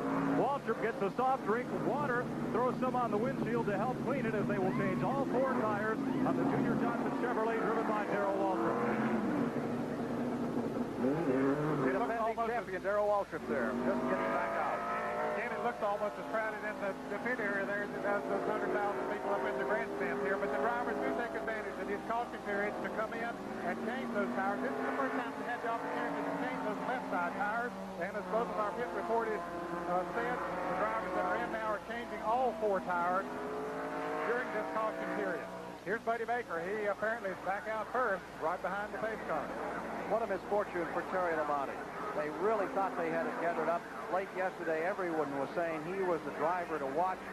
Still has registered that 1 win and 1 only at Darlington back in 1980. Well, I was mistaken. Buddy Baker had not made a pit stop. He was, of course, the leader behind the pace car, but he's coming into the pit right now. So we have completed 66 of the 188 circuits around the Talladega Speedway, and we'll be back with more in a moment. At the world's fastest motor speedway here in Talladega, Alabama, with Ned Jarrett, I'm Ken Squire topside, and we're going to take you back just a few moments to what could be the turning point in this race. Car number 28 and the green and white number 88. 88 is Bodine, 28 is Yarborough. They were a lap down. They were trying to make their lap up after a blown engine on Terry Labonte. Trying to keep them a lap back was the 15 on the inside of Earnhardt, the 21 of Baker on the outside. They were running for the lead. And watch what happens here. As they approach the start-finish line, Cale is on the back bumper, but I'm not really on the back bumper, but he picked up the draft of him, and with the car of Earnhardt on the inside and Baker on the outside, I think Bodine helped to suck Cale just enough. When they got to the start-finish line, you can see maybe he was a foot ahead, and that could make a big difference in the end of this race. Less. Let's go to Mike Joy. There he is. Again, here's Mike Joy. Terry Labonte brought out this caution. What happened? Well, I don't know. The Budweiser Chevy was running awful good, and I was coming down the front straightaway, and it started losing a little bit of power, and I guess it's spun a bearing or something. Knocked a hole in the pan, but, you know, the car was running good, and it's kind of unusual for us to have engine trouble, so we'll just be back next week. Looks like you won't be in the garage long. You've been asked to relief drive? Yeah. I think Kyle's a little sick right now, and he wants somebody to drive his car. Back upstairs. Well, when he says Kyle, he's talking about Kyle Petty, who drives the car number 7, and we're ready to go racing again here. 6th try for Labonte. Still on his race. 98 is the top of the pit, Joe Rutland, as the field comes down with Earnhardt in the lead, and the second-place car is Bill Elliott in the number 9. As they scoot into the first turn, Neil Bonnet, here's Cale's car. Remember, he is on the tail end of the lead lap. And look at the traffic in front of him as we get back underway. And Baker is coming out very slowly. Buddy Baker has just flipped off pit road and down into turn 1. He is in big trouble. 18 cars are in the lead lap, and you can call it 17. Something is really amiss with Buddy Baker. There you see him, hardly rolling, about 65, 70 miles an hour down in the bottom of turn 1. Meanwhile, the leaders are in turn 3. Again, it looked like when Baker made his pit stop a moment ago that maybe he had lost the brakes on that car. Of course, that's not causing him to go slow right now. There might be something else wrong as the leaders come down and put Joe Rutland a lap down. And Joe is coming out the pit now. He was in the top 5 before that caution. He's coming out very slowly as well. Bonnet drops to the inside. Allison is right there, too, in the hunt as they line them up 2 by 2 into turn number 1. Neil Bonnet, thrust car number 27 back in front. There's the 27 on the low side. The high side is Earnhardt out of turn number 3. Very heavy now as they really get down to the hard racing. Here's Allison making a move. Allison down on the inside, going through it. Harry Gant is in line back on the end of the lead lap, but on making his attack now. And there's the picture from Bill Elliott's car as they swing down into turn number 3, working lap 71. Ken, Bobby Allison likes to lead any race that he possibly can, but it's always an incentive there. He's leading the Grand National point standing going into this race today. There is a 5-point bonus for any driver who leads the lap, and that should make the difference in the championship at the end of the year. That is the Parsons car that's up there, and still hanging on the tail end is the Harry Gant car. The Parsons car is running right up there, and he is running a lap down. He is a lap down. Benny Parsons, right behind the leader in the 55 car, is running a lap away. He's trying to make that lap up right now. Bobby Allison, his squad is away from 24th position in the lead. And now another member of the Alabama gang, Neil Bonnet, down the inside, takes the lead. Bonnet goes into first. Allison dropping back a bit up in the banking. Parsons has his lap made up. Third spot is Earnhardt. Gang warfare out of turn 4 into the tri-oval. Getting a bit of a draft off Parsons is Neil Bonnet in the 27 car, replacing Tim Richmond. Third is Allison, fourth is Earnhardt, fifth is Bodine, sixth is Elliott. Earnhardt's car, after they make that adjustment, seems to be working very well. Let's go to Larry Newber. He's looking at the Buddy Baker. Ned, we're just about absolutely certain the only problem Buddy has is brakes. We say he has no brakes, we mean no brakes at all. That's why he went so slow coming around the last lap. He was hoping to go slow enough so when he came down the pits he would be able to stop. We didn't know whether or not Buddy was going to try and bring it here to his pit stall or take it back to the garage, and now it looks as though Buddy has pulled her behind the wall. Yes, Mike, he has. They're in the garage, Ken. They're going to try to fix that car, get some brakes in it, get it back in the race. We'll go and get the story for you. Unfortunate for Buddy Baker. Meanwhile, just barely in the lead lap, there is Benny Parsons. Car number 55, he's never won this race. 1973 national champion. Neil Bonnet locked up in a draft with him. Then it's 20 car lengths back to the second place car, which remains Dale Earnhardt. The third place is Bodine, who did that incredible job of making up that lap in the Cliff Stewart car. Footing, Parsons, one lap down, Neil Bonnet. And there wasn't a great deal that Benny Parsons could do about that, Ken, because Neil just simply picked up the draft, moved right around him, and put in that lap down. Now, Benny has had one of the fastest cars. He qualified in third position, but he made an extra pit stop under the green a while back, and that's the reason he was a lap down. As they charge back to the line another time, it will be Bonnet in first, Earnhardt in second, Bodine in third, Allison fourth, Elliott is in fifth, Bouchard is up into the sixth position, Lake Speed hanging right in there. You're looking out now on the field as they go through turns 1 and 2. Dale Yarborough's car right in there behind Lake Speed. Lake Speed has done Mississippi drive has done a terrific job today with a Haas Ellington car. He's been right up here in the middle of this lead lap. Yes, he has, Ken. He ran a very good race here in May, the spring race at Talladega. I think he finished in third place and ran with the leaders all day long. He likes this racetrack, as many of the other drivers do. Bodine made that lap up, now in third spot. We saw his wife a little earlier down there on pit road. Counting the laps on board. He is third. Allison fourth. Bouchard down on the inside working on Elliott. Behind them comes Lake Speed, and then following along is Dale Yarborough. Yarborough is in eighth. And Yarborough has made up the lap he has lost. Sure, those leaders aren't too happy about that. No, they aren't, Ken, because he is absolutely one of the toughest competitors that they ever run up against. As we see Earnhardt move into the lead there in the car number 15. Bodine follows around, but here comes Neil Bonnet back on the inside for third, for second. Fixing the tires up for some more tire changes here, putting those lug bolts on. Back they come out of turn 4. Elliott's up to fourth, 195 mile an hour last lap. Now there's Bill Elliott right in there behind Jeff Bodine. That's now third place that you're looking at from the fourth place car.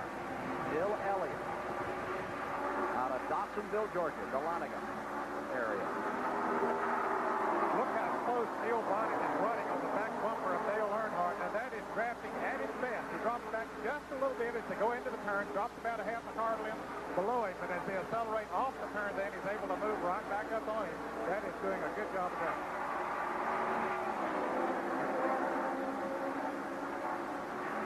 Here again is Larry Lewis. Well, Ken, we are going to have another driver change. Kyle Petty, as reported earlier, apparently has a flu problem. Terry Labonte standing by. We were just talking with Mike Dean, Kyle's crew chief, a couple minutes ago. Terry showed up, and now they're getting the final instructions. The biggest concern here is the height difference between Kyle, who's kind of long-legged, and Terry. Terry's about my size. I like to call that normal, around 5'8", 5'9", and Kyle has these lanky legs. Final instructions right now coming in from Mike Beam to Terry Labonte. His lap was like 49.20, and I said, it's loose, and he never said anything.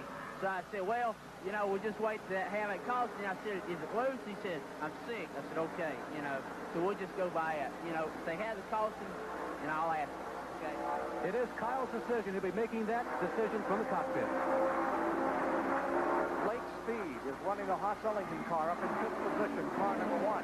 An Ellington car 1 here with Donnie Allison back in 1977. There's Cale Yarborough's car as he continues to nip away. He is now up into 4th position. Yarborough is in 4th, but someone is down on his left flank, giving him a little trouble as they go into the back straightaway. There he is in that 4th spot. The battle on to win the 15th annual Talladega 500. Will it be an old war horse or a new name? We'll know in 188 laps. Field. Saturday, we'll show you the women's singles final and Sunday the men. Join CBS next Saturday, 3:30 Eastern, 2:30 Central and Pacific. Guess who's back in first place?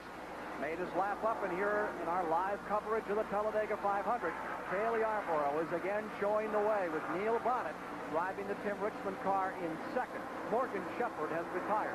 While we were away, Morgan Shepherd came in. 2 laps back, they averaged 196 miles per hour. Now look at car number 15 driving down onto the inside at about 200 miles an hour. And pulling alongside Neil Bonnet. Here's Earnhardt into second place and approaching Cale Yarborough, the leader, in turn 3 and 4. Earnhardt's car does seem to be working very well in the draft, Ken, and that will absolutely be a key here this afternoon as they put another lap on Al Elmore down on the inside. But Neil Bonnet, he doesn't like running back there in third, but he can't quite make it that time. Up into the 5th position has come Darrell Waltrip. He's beginning to show some muscle on number 11, and we thought he was also showing some smoke. It looks like there's some smoke off car 11. There you see the 3rd place car, Bonnet. The 4th place car, I wonder if it's tire smoke, Neil. Car number 11. It does look like when he goes off that second turn that there is smoke coming from that car, but it is on the straightaway. You can't see any on the screen. Whether it's maybe slipping a little bit as he goes into the turn, so you can see it looks like there's a little smoke coming from that. We'll have some of our pit reporters to check on that and see if he does have a problem, but it certainly isn't affecting your speed. Bouchard is in 4th, and there again you saw what appeared to be smoke off that car. Number 11, Darrell Waltrip, in 5th. Well, that story, here's Mike Joy. Jeff Hammond, he's talking with car owner Junior Johnson. Jeff, they're looking for the tire, seeing a little smoke from the car. What is it, that smoke? Might be a little bit of tire rubbing just a little bit, or just a little bit of seepage full, but otherwise everything else is fine. And, we just, that's a little concern that really nobody needs to be worried about right now, because we're running fine. So no problem with Darrell or anything in here. Back to you, Kevin. Lake Speed is the car number 1 that is in the 6th position, right behind Darrell Waltrip, who won it last year, the only man to win this race twice. Back with the leaders. Yarborough making up a lap and out in front again. What a remarkable performance by the Waddell Wilson crew in the Rainier car. And there's more smoke off that number 11. It sure appears as if something's rubbing. Yes, it does, Ken, and it looks like as he comes off of the turn, when there's a shifting in the body or shifting of the weight, is when it's happening. So as Jeff Hamlin pointed out, it could be that it's rubbing a little bit. It might not be a major problem, but I'm sure it's something that they'd like to get in and take a look at, but they'd like to do it under a caution.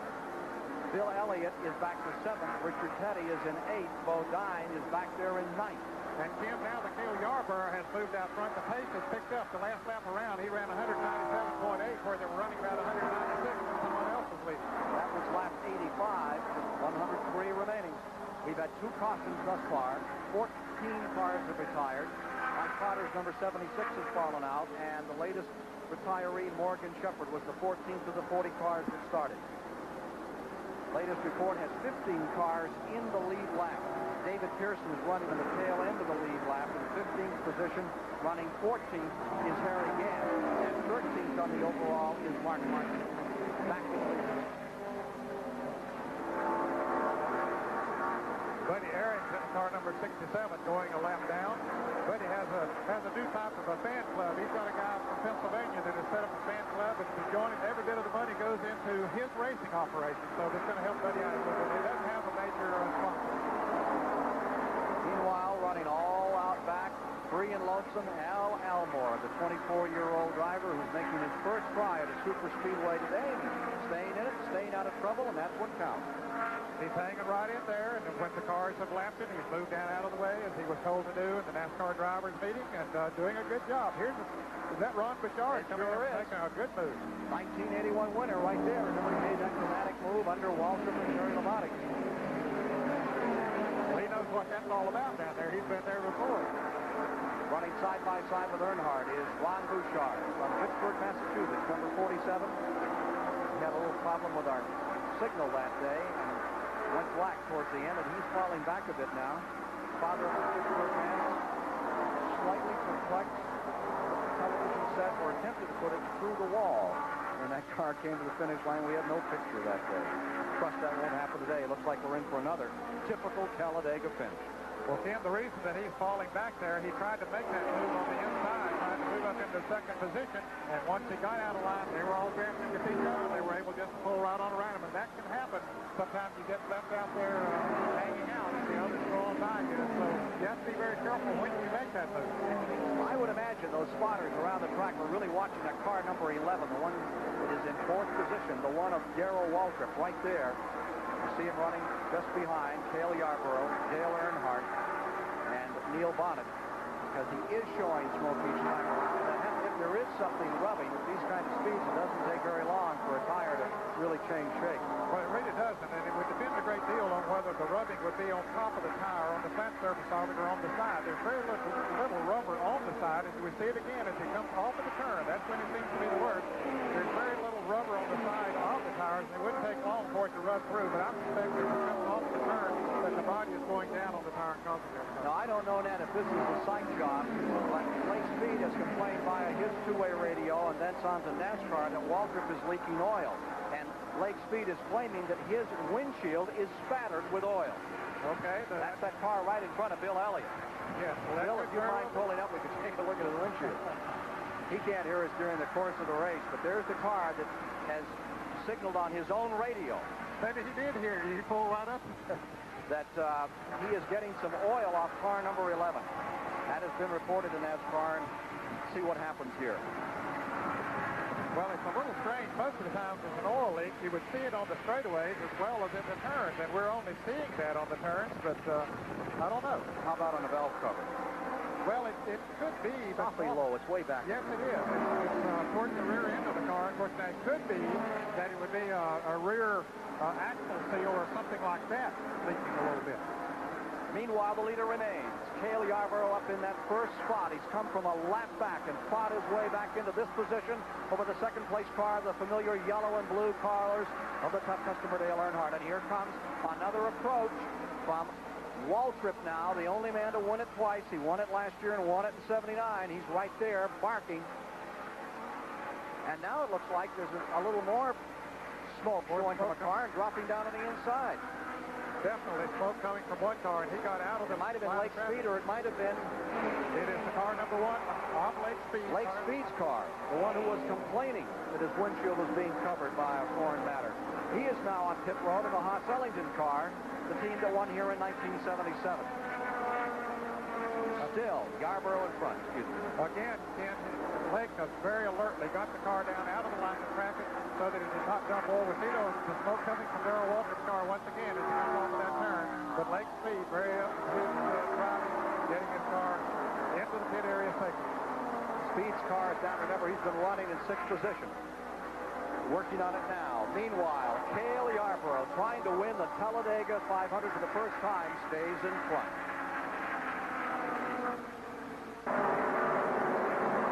up on CBS Sports this Sunday afternoon, the final round coverage of the Canadian Open, where Ralph Landrum, the rookie, is in front by 1 stroke over Johnny Miller, and Ed Purser, who's been right up in it from day one, is just another stroke back. Andy Beam having a good round, 17 holes. That's next this afternoon. Oakville, Ontario, here on CBS.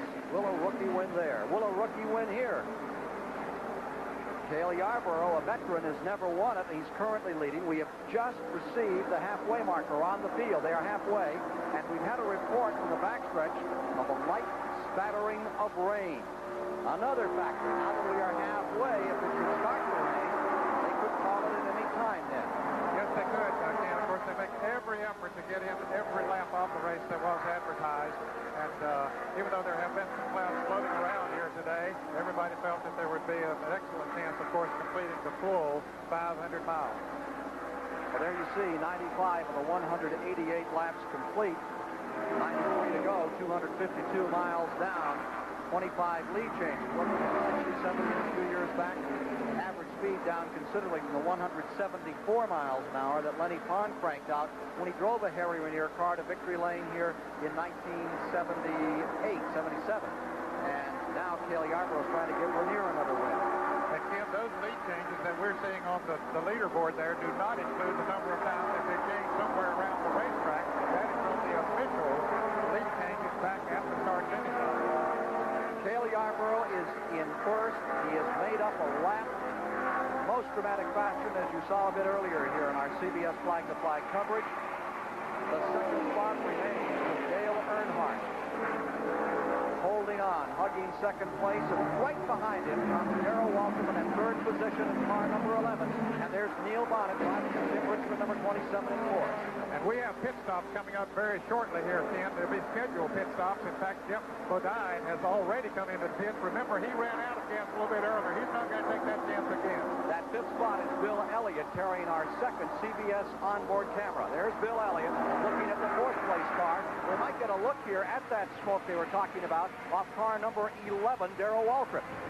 Well, as we see him on the straightaway, we can't see any evidence of that smoke, but as they approach the turn, we'll see that's where it has been coming from, Darrell Waltrip's car. It looks like from the left rear as he comes out of the turn. We're still watching as Bill Elliott doing a good job of drafting. Now Bill's going to decide to pass him up on the outside. Here's Earnhardt on pit road. Second place car pulling in. Pit stop under green. Mud nuts flying, the tires coming on, the Budmore crew, this is where they're at their best. We're watching the time ticking away as they put the fuel in, change 2 tires on Dale Earnhardt. 1 at Nashville, 2 races back. They push him away. Not bad for 2 tires and fuel net. There could be a driver change right here. Let's go to Larry Newber. Well, as I commented before, Kyle will make the decision during this pit stop. Right now, he's in very close consultation with his crew chief, Mike Beam. They've been together for quite a number of years. Kyle has chosen to stay in the car. Jerry Labonte standing by with a jury-rig helmet as far as the radio communications, but no go, at least on this pit stop. 10, unless it's absolutely necessary. They couldn't afford to make a pit stop on a green, to make a driver change on a green flag pit stop because it would simply take too much time. They'll hope for a caution if they're going to do that. Now you see Elliott rolling up. And we have our CBS cameras in first and second spot for a moment out here. Lake Speed's retirement has been officially announced. 15th car out of the field. Lake Speed, bad break for him, his 4th try here, and he was running so well today. I think we're going to see Waltrip coming in as number 9. He goes around it. This is the time when they all should be coming in. No, indeed, it is the second place car. Bill Elliott getting ready to come up on the pit road. Elliott in the Ford drops down. Here he comes into the pits. This taking place in lap 99. Actually, lap 100. You're inside Elliott's car as he pulls up, and his cousins and brothers and friends from Dawsonville, Georgia, go to work. Now, you notice how they clean the windshield on these cars, Ken. That's the fellow back across the wall that has that special apparatus. They're only allowed 5 men over the wall, and you can see those 5 men to work on the car. That's a NASCAR official standing up in front of the car as he moves away. Actually, that was Waddell Wilson waiting for Cale Yarborough to come in, I believe, but there is normally a NASCAR official on the scene when they make these stops. Counting bodies to make sure they don't put too many over. They'll penalize them right in front of their lap if they catch catch an extra man over the wall. And here Cale is coming into the pit. So the leader coming in and Richard Petty coming in right behind him. All of them will be coming in before too long because they are getting low on gas as we watch Cale come down pit road.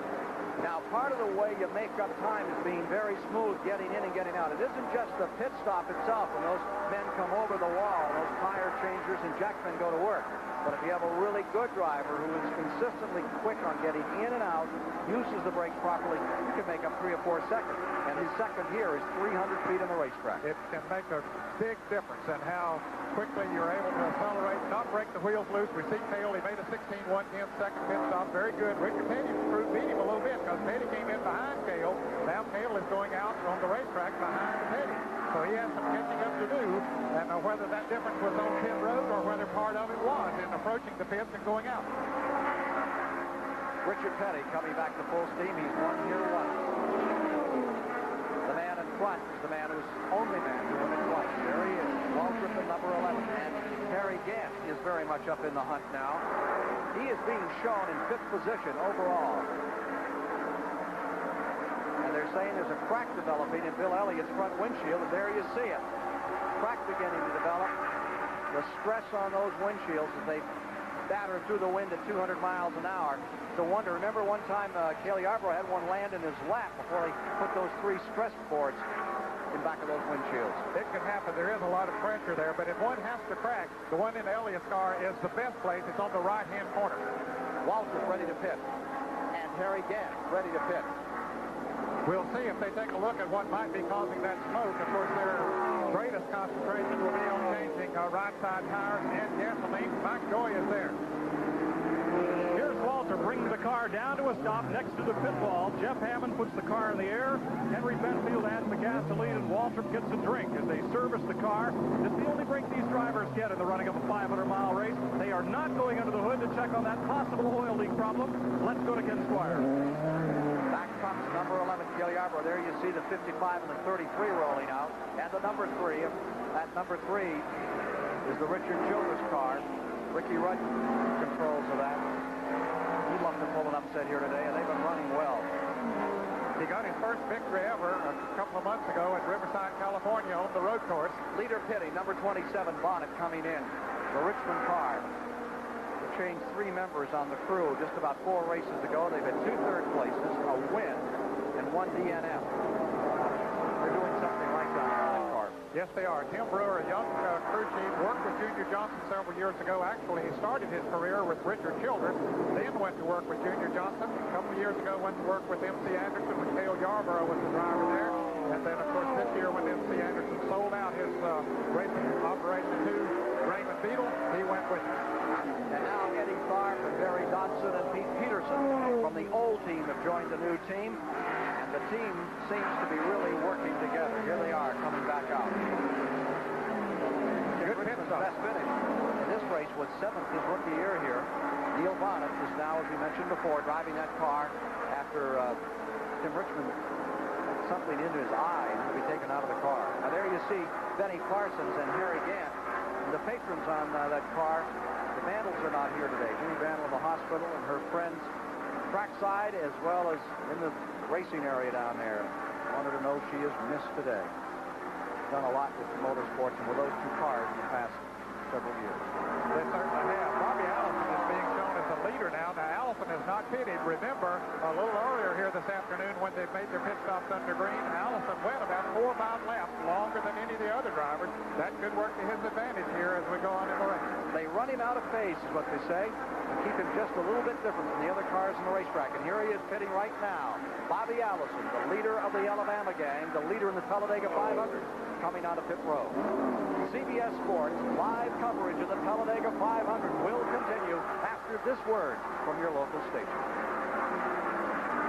We're back with you once again.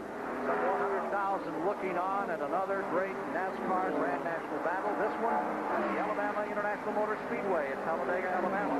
Ned Jarrett, I'm Ken Squires, trackside as you watch Richard Petty working alongside Harry Gant at this point. Cale Yarborough right in there in a battle for 2nd place by our lights.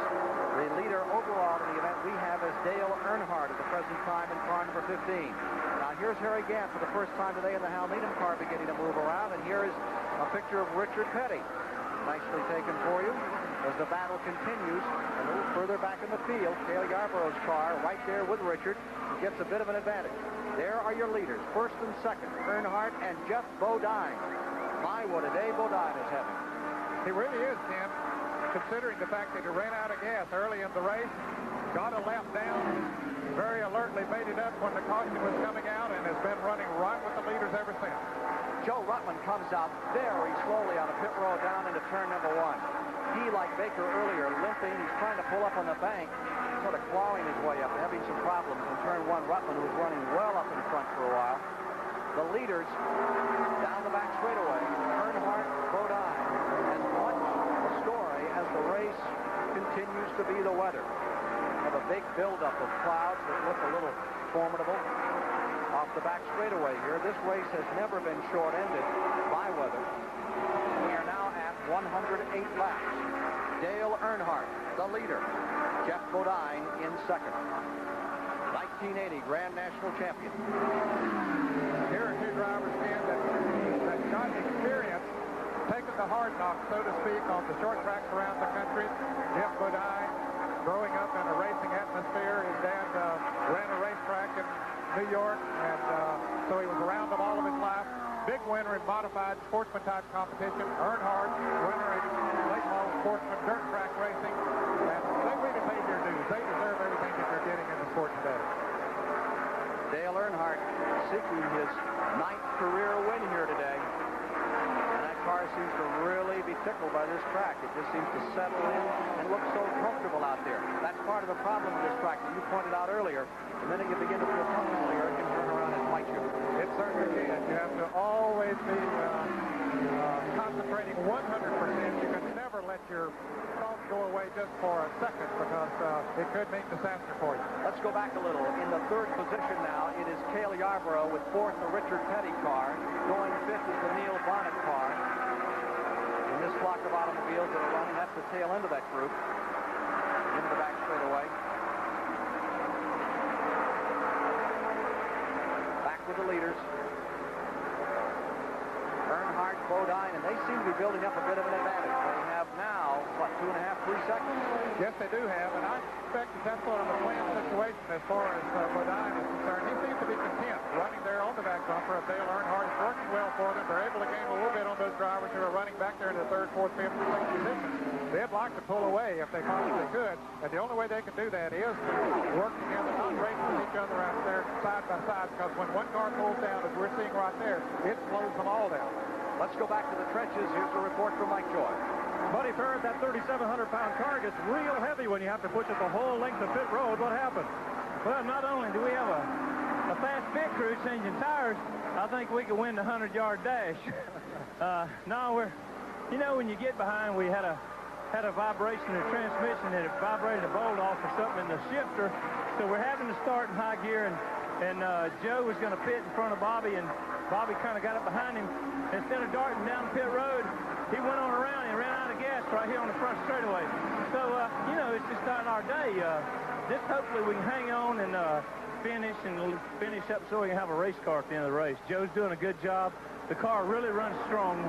When it's running, we got a super motor in the car, and it's the team effort's still going good. You've got a computer here in your pit, so you don't know when you're going to be out of gas or not. There's no fuel gauges in these cars.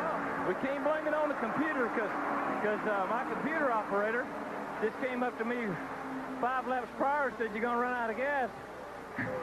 So I didn't believe him, but I'll tell you one thing. I'm going to believe in the computer from now on. I'm going to pit when he tells me to pit. Let's go to Larry Newber. Mike, we commented earlier that Bobby Allison was running on the ragged edge, and things are so bad, they're thinking about taking some drastic measures to change the chassis and the feel of the race car. There's a heavy coil spring down in the ground, and here are a couple of shock absorbers that may be destined to go on the front end. That'll take 2 or 3 minutes altogether, and probably 3 individual pit stops. Not something you do under the green flag. That's the reason why, during the last pit stop under the green flag, they made no chassis adjustment. They're hoping for a yellow. They'll come in 3 times and maybe make the changes that they need. Ken Squire? There are the leaders. There's Earnhardt in front. Bodine is in second. Cale Yarborough is third. And right there in fourth is Richard Petty. What is his strategy in this race? you know, you got to be around at the end of the race in order to win the thing. And a lot of times these boys that we're talking about, the veterans, will run up front and sort of feel things out, and then they'll back up in the pack and run there for the rest of the race and, you know, not really show their true colors till the end of the race. So especially running a racetrack like this. Behind Richard Petty in fourth is Neil Bonnet in fifth, and then in sixth, it is the car of Darrell Waltrip with seventh spot Bill Elliott.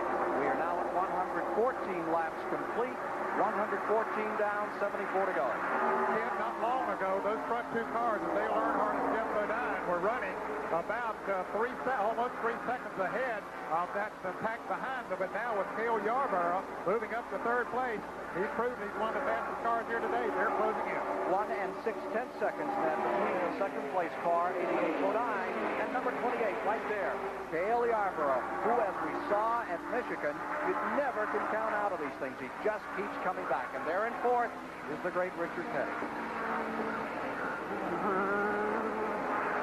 You can hear Cale as he goes into the turns and his, well, I guess the vibration of his voice. The sound of a Martian? No, the sound of Cale Yarborough going to the first and second turns of the fastest racetrack in the world, the Alabama International Motor Speedway. From 3 seconds down, Cale Yarborough has gone up to 3 car lengths down to the 2 leaders, Dale Earnhardt and Jeff Bodine, here in our live CBS coverage of the Talladega 500. The 15th annual coming down to another typical Talladega finish. Thus far, we've had 29 lead changes among 8 drivers. And here you see Yarborough under rather foreboding skies closing on those leaders. Now, there are the cars in the front position. Waltrip, and in second, Bouchard in third, Bonnet, Gant. Ricky Rudd still very much up in the hunt. He was after 100 laps. Going back to the 9th position was Bobby Allison then with David Pearson in 10th, followed by Elliott, Earnhardt, Bodine.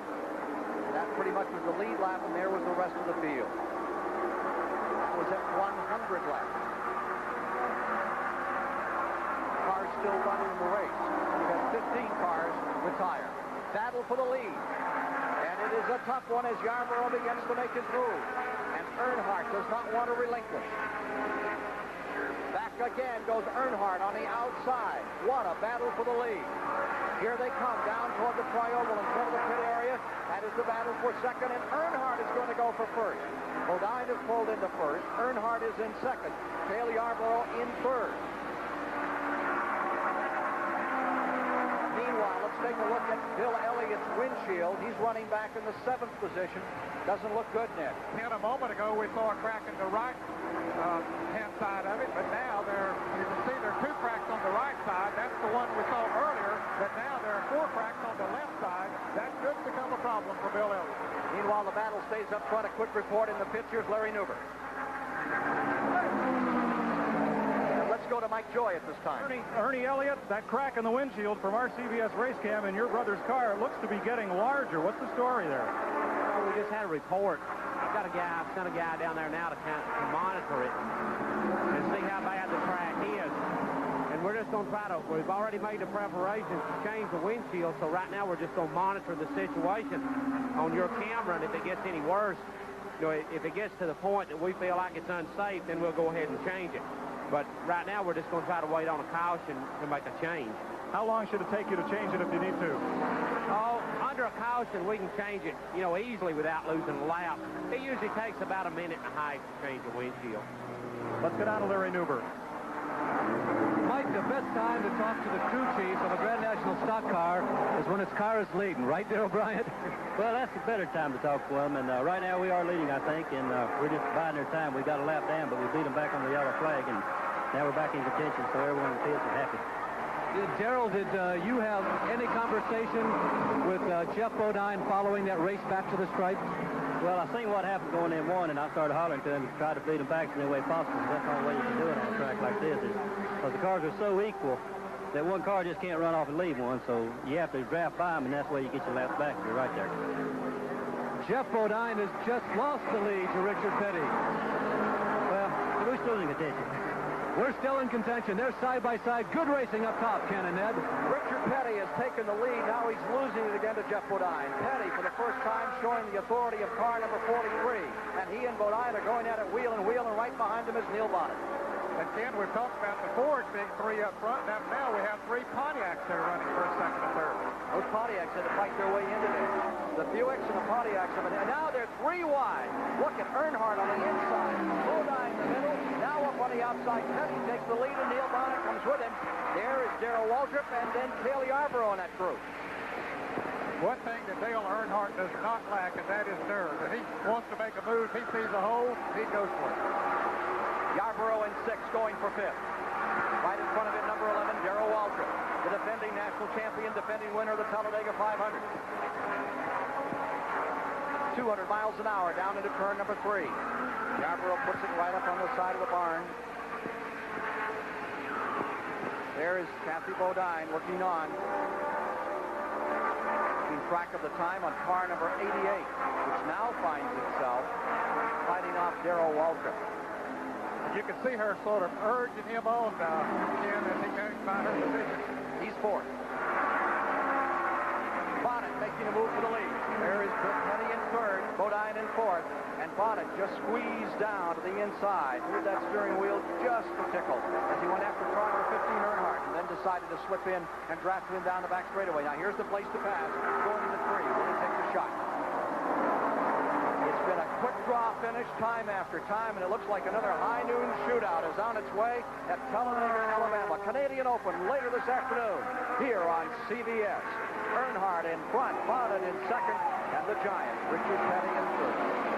Again, for the fans who might have tuned in late, Neil Bonnet, of course, is not in his regular car. He had an accident on the 2nd lap of this race when the engine blew in his regular car number 75. This is the car that Tim Richmond qualified and started the race in. Of course, we saw Tim had a problem with his eye, got something in it. Bonnet has been in the car ever since and has never sat down in that race car before, but has been a contender all afternoon, and that's the mark of real professionalism. 2/3 of the race gone. We're 126 laps in. 62 laps to go, and Neil Bonnet is going for first place. Bonnet goes in front. Petty drops into 2nd. Earnhardt falls to 3rd. Bodine is in 4th. Working back there, Cale Yarborough. He's made up a lap, fought his way back into it. Right now, the 5th position is still at Darrell Waltrip, car number 11. Whatever was dragging on the car, creating a slow situation, that's gone away. Back there in 6th. It is Yarborough, and in 7th, as they sweep across the line, is Harry Gant, with the 8th position belonging to Bill Elliott. Petty has been able to maintain almost for a lap, staying down on the inside. The others running in a straight line by themselves, but he's able to stay right up there and in contention with inside of Dale Earnhardt. Here comes Waltrip. Look at Waltrip just mow them down now. Darrell Waltrip, for the first time, is letting car number 11 loose. Waltrip squeezes into 3rd spot, puts Petty back to 4th. Petty trying for his 197th win. Wild racing up with the banking for a moment. There's Petty back under Yarborough. He's right up there beside Jeff Bodine as they come back into the tri-oval. You can see the cars wander a little. They're better than 195 miles an hour right there. Bonnet in 1st, Earnhardt in 2nd. Richard Petty is attacking again on Darrell Waltrip, seeking his 198th win. Petty in 4th. Let's get a report from his pits. Richard Petty scored his 197th career win right here in May. Larry Pollard, we've not seen Richard at the front of the pack all day. All of a sudden, here he is. Was the car not right at the start of the race, or has he been biding his time? Well, it was probably pretty close, but the problem was, Mike, all week long we've had trouble running up front with the Monte Carlo stuff. I think now we've got the car dialed into where we want, and he wants to see if it's comfortable and see if he can run up front at the end. So he wanted to go into the lead for a bit if he could and then wait for the end now. So we'll ride it out from here on. So there's a chance now that he's been up front, he may fall back a bit and kind of hold his horses? Sure, yeah, we're going to just probably conserve now and see what the end brings, now that we know that we can run up front. Let's go to Larry Newber with Bud Moore. Bud Moore, Dale Earnhardt's crew chief, you're running up front. Are you exactly where you want to be at this point in the race, Bud? Well, yes, we need to stay up there so we can run cool and stay out front as much as possible. We're fixing to make a pit stop now, and we'll have one more stop after this one, and we hope everything goes well. I noticed you dispatched a crew member down to the Jeff Bodine area to coordinate stops with them. Well, we're going to stop at the same time, so that's the way we're working it right now, so we don't get left up there by ourselves. Bud Moore ready to go back to work over the pit wall. Bodine slightly overshot his in car number 88. He's coming back on the track. Leaders are coming down. And Ken, they chose to change left side tires on his car. We'll see what the others do when we come back. Time to go back on pit road. Next to last in the Talladega 500 for 83. We're back with you live at Talladega, Alabama. Next Sunday, it's a dandy here on CBS, a battle of two super featherweights. Undefeated, Hector Macho Camacho takes on Rafael Bazooka Limon in a 12-round loud bout. And the Cowboys are at it. Spear wrestling, calf roping, bull riding at the Calgary Stampede. Next weekend, CBS Sports Sunday, beginning at 4 Eastern. Here in the Talladega 500, 132 of the 188 laps have been completed.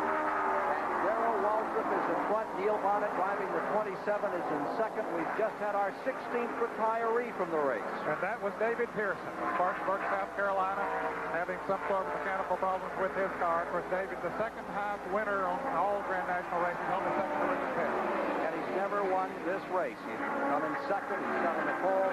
But again, the Talladega 500 eludes the Silver Fox. There's your leader, Waltrip. Ken, when we went away for the commercial break, Dale Earnhardt was out front, but he has since made a pit stop. He made a very good pit stop. He's running about 6 seconds in front of the leader, not that much being a lap down. Those cars that we're seeing on the screen will be coming in before long. Dick Brooks is in the pits right now getting his service. So pit stops are again the order of the race. We have 12 cars running in the lead lap. 12 automobiles now in the lead lap as the race begins to drain. And out in front remains Waltrip at this moment. He's been there for 3 laps. Darrell Waltrip in front, Neil Bonnet, who picked up a ride after Tim Richmond had something in his eye. Here is Cale Yarborough coming in, and here comes number 7 back in another time. Kyle Petty locking up the brakes. He slides to the stop. Here's Mike Joy. Richard Petty brings his Pontiac onto pit road for routine service. You see a hole developing in the windshield right in front of Petty's field of vision as they service the left side tires. Car still up on the jack as they dump in the second can of gasoline. It'll be a routine pit stop for Richard. Down to Larry Newber. Anything but a routine pit stop for the Kyle Petty, Mike Beam crew chief crew, as Kyle Petty, who has been fighting the flu for the last just about 70 or 80 laps, has gotten out of the car. Terry Labonte has gotten in. Terry Labonte has got his own helmet on. That was a concern earlier. The radio hookup just didn't match, and they had the jury-rigged helmet. Now the steering wheel has been removed. They're adjusting the length of all the devices inside the race car, because as we reported to you earlier, Kyle is significantly taller than Terry Labonte. But Terry Labonte jumps into the number 7 car of Kyle Petty and rejoins the fray. Ken, we speculated earlier that they might not make that change under the green flag. They did want to, and we see Kyle Petty there now getting a little oxygen, something to drink. But I guess they had no choice but to make that stop a costly one because it took extra time during this green flag pit stop. Remember, the cockpit temperature stays 135, 140 degrees in these cars. And if you don't feel well to start, you sure won't feel well when it's over. Here's Darrell Waltrip, who was leading. He's coming into the pit. Scheduled stop for him, and most of them have been making left side tire changes. The last time they stopped, they made right side tire changes.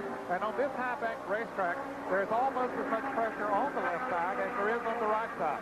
I was just thinking about what I said about not feeling well when you start, you won't feel well when it's over. Harry Gant one time told me, let's go to Mike Joy. Junior Johnson keeps the car out well away from the pit wall. He had that board almost in the middle of pit road. That's a sure sign of a left side tire stop. Doug Richard hits the wrench on the front wheel. Gas, waiting for Henry Benfield to drop that second can in. And there goes Waltrip.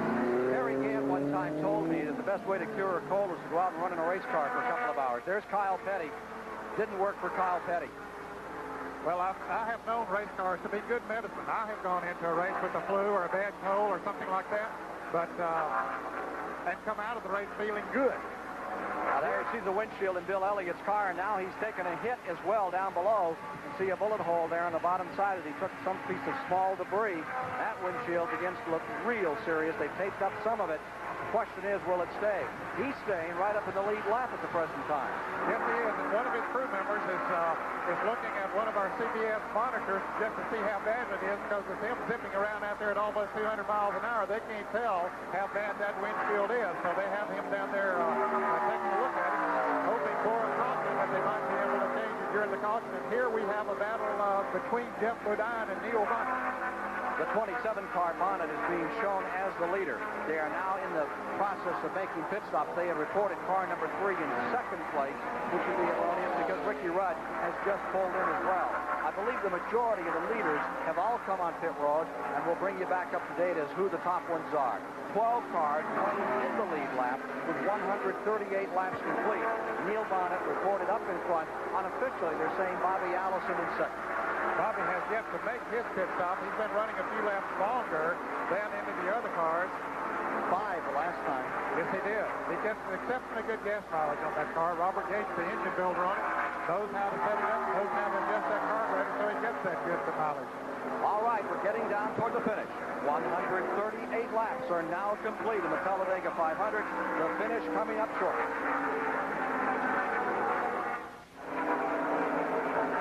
We're back with you live at Talladega, Alabama for the 15th annual Talladega 500. Leader is now coming back on the track. He's just been in for fuel. That's Neil Bonnet driving the Tim Richmond 27. The leader is now number 22, Bobby Allison. Second place has been a war. Richard Petty is in third, and dropping off the pace is car number 28. The Cale Yarborough car, which is right there a moment ago. Something seems to be amiss on car number 28. In fact, he is back on pit road. Unscheduled pit stop for Cale Yarborough. Going into the garage area, Cale Yarborough, who really put up a valiant effort here today, Ken, coming from a lap down 2 different times, and has led this race quite often, but now it looks like it's going to be all for him today. Cracked windshield, as you see, beginning to develop, but you can see as the car staggers in that there's a lot more than windshield problems. Here's a report from Mike Joy coming up as we see Cale Yarborough going back into the garage area. And let's go to Mike Joy. Neil Bonnet just made a good pit stop. Tim Richmond, you're a heck of a cheerleader. Well, I'm a cheerleader. We handed him some water and took one of the tires, and he did an excellent job coming into the pits, an excellent job going out, and the Blue Max Old Milwaukee did a good job getting him out. The reason we left him out so long and took a chance, that just means a lot less fuel we have to put in when he comes back in for the last stop. Looks like you're going to watch this one from the sidelines. Well, whatever Tim Brewer wants. You know, he's the boss. If it costs us something, I'm not going to get in the car. If it don't cost anything, I'll probably get back in, but the way it looks, I'm not. I'm going to stay out here. Back upstairs. I don't like it here. There's a guy that really likes racing. I mean, really likes racing. Tim Richmond, who's on the sidelines. There's the leader now. Bobby Allison in the number 22 has taken over in first place, and he has a pretty healthy lead right now. They're showing car number 27 is backed up into second spot after his quick pit stop net. Well, he has that second group. Bobby Allison has a good healthy lead as a result of not having made his pit stop yet. That's third place, number 15, Earnhardt, and they're reporting Richard Petty is in the fourth place, number 43, with the fifth spot going to Bill Elliott in car number 9. As to the circumstances around Bouchard, I question if he's going to let down. We'll see in a moment.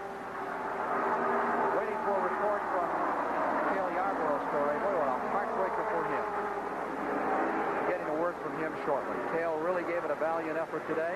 As Ned Jarrett pointed out, he had to do some making up to do, and he made it up. He came from a lap back and fought his way into the lead.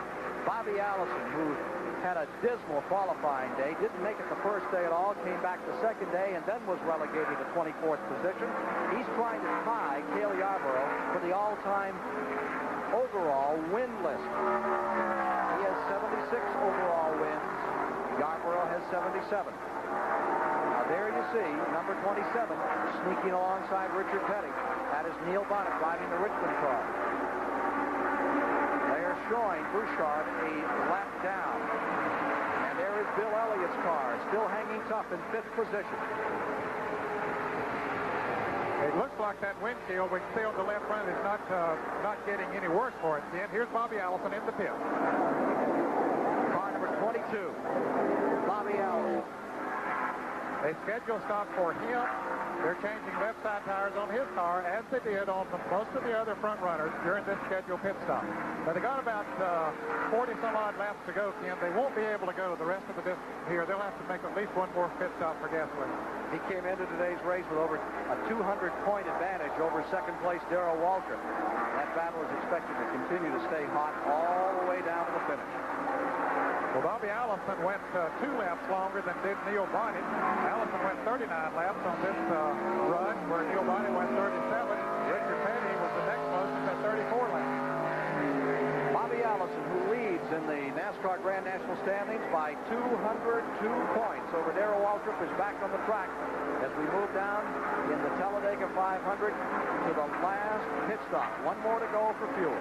CBS Sports live coverage of the Talladega 500 will continue after this word from your local station. Cracks continue to strain across the windshield of car number 47.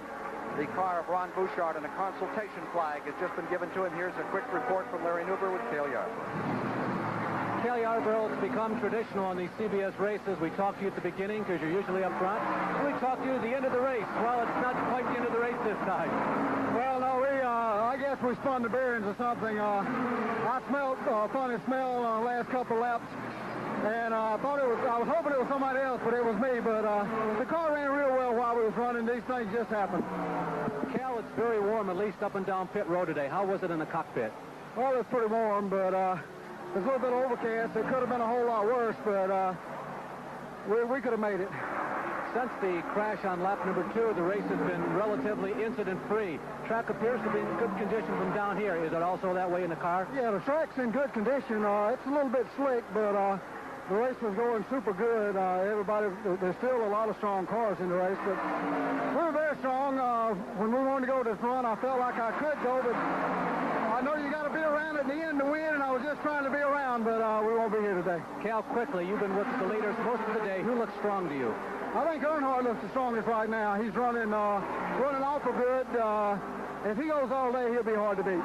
Dale Earnhardt, that's Cale Yarborough's pick. And currently, Earnhardt is third. There's your leader, Bonnet again. The Pontiac of Richard Petty now running second. The Ford of Earnhardt is back to third spot. Waltrip is in fourth. Lap car in there for a moment. He's dropped back to lap car. The fifth spot is Bill Elliott in the number 9. There's Elliott looking out over the front 4. Windshield badly beaten up, but he's still very much in it, and he doesn't want to stop whatever he does under green. Heavy, heavy clouds off 1 and 2. Beginning to look very ominous there off the first and second turn. That could be the factor that decides this race. That's why there's such a charge up in front, and right now, Richard Petty carries the day into the first turn. Bonnet almost in the sight of Earnhardt. He got very close to him. In fact, I believe they did rub fenders, but that's not going to let him stop him from coming back up there again. Now, if it should rain, we are better than halfway. I am sure they would put them under a red flag, bring all the cars down. They're not allowed to work on them. The drivers would get their only respite that they can get in an event. Put it on a red flag, or they could stop the race right there. It depends upon how serious and how severe the shower conditions are. Here's Mike Joy. They have replaced the windshield in Ron Bouchard's car, the one they just put in. It looks like they may have cracked it getting it in the car on the right side. He doesn't have to look through that side of the windshield, so perhaps they can live with this one. They're taping it up in place of the molding that's usually on there to make sure it stays in place. There are also retainer clips. They're fueling the car while it's in here to take advantage of the pit stop, and then they'll send the 1981 winner of this race back out. The man with the headset on there was Mr. Beatty from Connecticut, who owns that car in the school bus business. It's some school bus. Here's Petty in front. Earnhardt coming to second. Earnhardt coming to the lead, and Bonnet comes with him. Gives you some idea of the speed net as they thrust those cars onto the bottom of turn number 3. Actually, Earnhardt just sucked Neil Bonnet right past Richard Petty. There wasn't anything Petty could do about it. Just look over and wave and say, I'll try to get you back in a little bit. Franklin, Tennessee's Darrell Waltrip lying fourth. And if you want to talk about speed, take a look at this.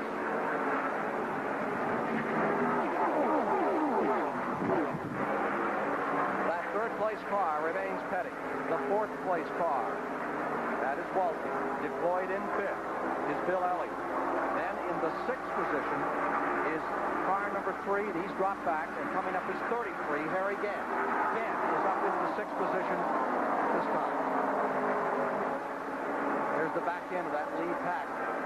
still have 10 cars in the lead lap, even though they're pitting under caution. Remember, 1 second on pit road, 300 feet in the track. It tells you just a little bit about the excellence of these teams when they make pit stops. They really keep the field together. They certainly do. The fact that they've made 3 green flag pit stops now since they've had a caution is remarkable that they are still running this close together. Elliott lies 5th. Laps, 153 laps are now complete. There are 35 to go. Can Earnhardt hold on and win it? Will Bonnet take it in a borrowed car? Can Richard Petty win number 198 in his quest for 200 Grand National wins? Or will this man, Bill Elliott, with our second CBS onboard camera, be the 5th different driver to win his first Grand National race at this awesome 2.6-mile racing facility?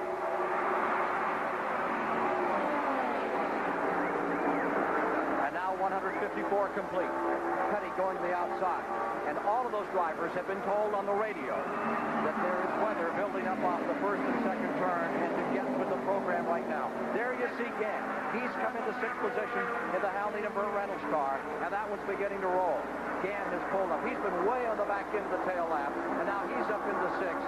And then this looks like it could be the most dramatic finish we've ever had at Talladega. It could be. All of these cars seem so very evenly matched. We've seen them switch positions back and forth, but no one has had any distinct advantage all afternoon. Benny Parsons has retired.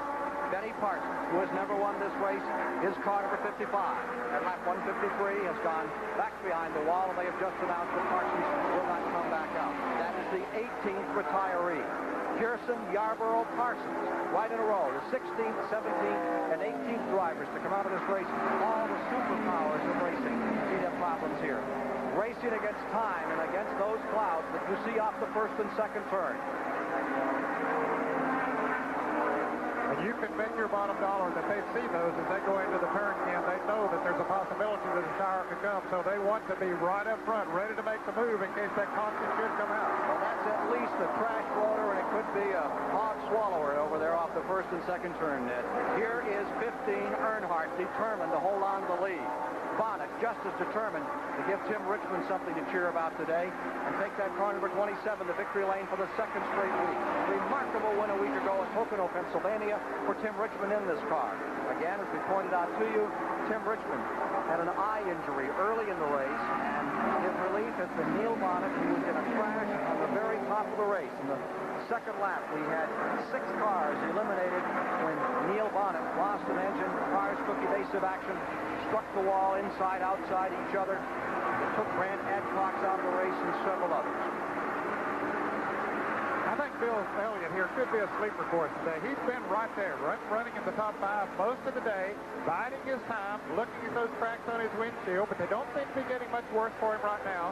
And he might be just sitting there waiting, have a little bit left. He's sort of a sly character, you know. He's learned a lot in his relatively few years in this business. This is his 7th year here in the Talladega 500 for Bill Elliott. Again, he's never won, but he's there, and he works just outside. Remember, he set outside pole, and the outside pole position has won this race 5 times. Every other driver has come from a different position. No one has come from one position more than once. We'll be back with more on that Talladega 500 in a moment. The Wall Street Journal is written for busy people. Doesn't waste your time with what you don't want to know. 28 and a half laps remain in the 15th annual $373,000 Talladega 500. And we see Earnhardt in first, Bonnet in second, going in third. It is Darrell Waltrip. There's the rookie battle, and right now Sterling Marlin has been running in 17th, has just pitted and come back out net. And now Bobby Hillin Jr. is the top-running rookie. He's running in 13th position. So a good battle there between the rookie drivers. And, you know, being in the top 20 in this field is certainly not something to be sneezed at. Midland, Texas youngster having a very good day here. Bobby Hillin and Sterling Marlin, still those rookies out here fighting for the honors of being the number one question. For being number one at Talladega, where no man has ever won it twice except that man, number 11, Darrell Waltrip. It is Earnhardt in front, Bonnet in second. And there is Bill Elliott putting the move on Richard Petty to take over fourth position. Bill Elliott, as the time runs out and the clouds continue to build up, the thunderheads off the first and second turn. Petty goes back by it. Petty wants no part of that. There are your leaders. Earnhardt first, Bonnet second, going third. Waltrip, fourth is Petty. In fifth, Bill Elliott. 9 cars currently in the lead lap. The 9th car is Bobby Allison, and he is about 2/3 of a lap down to the 8 cars running in this lead track. And we see Dick Brooks down on the inside of the screen currently running at about 5th position there. Of course, he's at least 1 lap down, but he's right up to speed with the rest of the leaders, dancing right in there with them. And some of the cars have been using him as a drafting piece to try to move farther up. Well, it will be liquid of one substance or another that will decide this race. There will be one more fuel stop, and there could be one serious rain stop. 8 cars running in the lead bundle. Here they come for 163, and the leader is in. Earnhardt elects to gamble. He comes in. Here's Larry Newman. Dale Earnhardt, one of those who has never won this race, this so very competitive race. Immediate attention to the right side or the starboard side of the race car. Remember, we've got less than 30 laps to go in this race. They don't have to fill the tank up all the way. No attention whatsoever to the left-hand side. Right tires only, and maybe about 3/4 of a tank of fuel. We'll see. Super pit stop in 12 and 4/10 seconds the time that he was actually stopped. He made a good approach to the pit. He came in quick. He's getting out quick. That was a very good pit stop for Dale Earnhardt. Bonnet in first. In second is Waltrip. Here is Elliott trying to go underneath Petty again. It has been at the last pit stop where Elliott seems to have had his problems. There is Gann. The Bandit comes onto pit road. Here again on the Taylorsville, North Carolina, Travis Carter crew ready for car number 33. Key player late in the going. Something amiss. He either overshot his pit. I believe he did. He overshot his pit. Now he's going to have to back up. You talk about a costly pit stop. That is going to cost him any chance. Unless there is a caution. They're rolling him back behind Bobby Allison. Now they're bringing him back in. Bad break for Gann. Very tough break. I don't know if he just had a mental lapse and went by, or if something was wrong with the car that wouldn't let him to lock up. No, it didn't. So, but of course, Bobby Allison was right there when he came into the pit, so it might have blocked his view as to where his pit was. Exactly. You see that time running away. It's so easy to get mesmerized in this track at 200 miles an hour. Every driver talks about it. You may have seen it there. 27 in front. Bonnet first. Walter second. Petty third.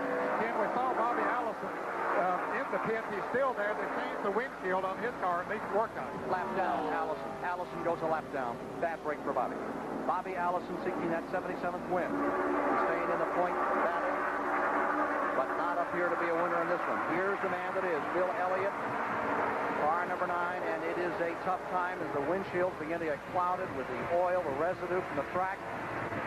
But the issue is, can Elliott's crew keep it gathered up, keep their cool, get him out, and keep him in this hunt for first place? There you see Bonnet first. In pursuit in second is Darrell Waltrip. Then comes Richard Petty and Bill Elliott. Elliott has never won a race, and there's a bit of a shattered windshield. That was Allison. I think some of that may have happened when they threw it over their left shoulder. Yeah, I don't think it was in that condition when it was in the car, but I'm sure it was pretty bad or they wouldn't have taken it out. We haven't been keeping up with speeds in this race because of that very long caution. The average is up to 167 miles an hour. The average for this race is 174 miles per hour. My Lenny Pond is 78 in the near car. And the overall average, of course, is Buddy Baker at 177 miles per hour is the record for 500 miles at Daytona. Right now, it's just a plain old shootout for the decision here. Well, even though the average speed is down some, they are continuously turning lap speeds of 197, 198 miles an hour, even this late in the race. Now, Elliott is pitting. Fourth place car, Bill Elliott, is on pit road, and what has been pit, blocking up a break. Ricky Wright moves up. Let's go to Mike Joy. They're servicing left side tires on Bill Elliott's car. You see the crack in the windshield as they wash it. It does not look to be too severe. It does not appear to be hampering his vision too much. They want to get every drop of gas in because the Fords don't get quite as good gas mileage as the GM car. He's away. Petty moving come back on the track. That's their last stop. 167 laps are complete. 21 to go. When will these two come in? Should be within the next lap. Number 11, Waltrip first. 27, Bonnet in second. Ricky Rudd moves up to third. But remember, the last time, Neil Bonnet went longer than anyone else except Bobby Allison. Of course, Bobby Allison has already been in because of his windshield problem. So Bonnet should have another 5 or 6 laps before he would have to do it.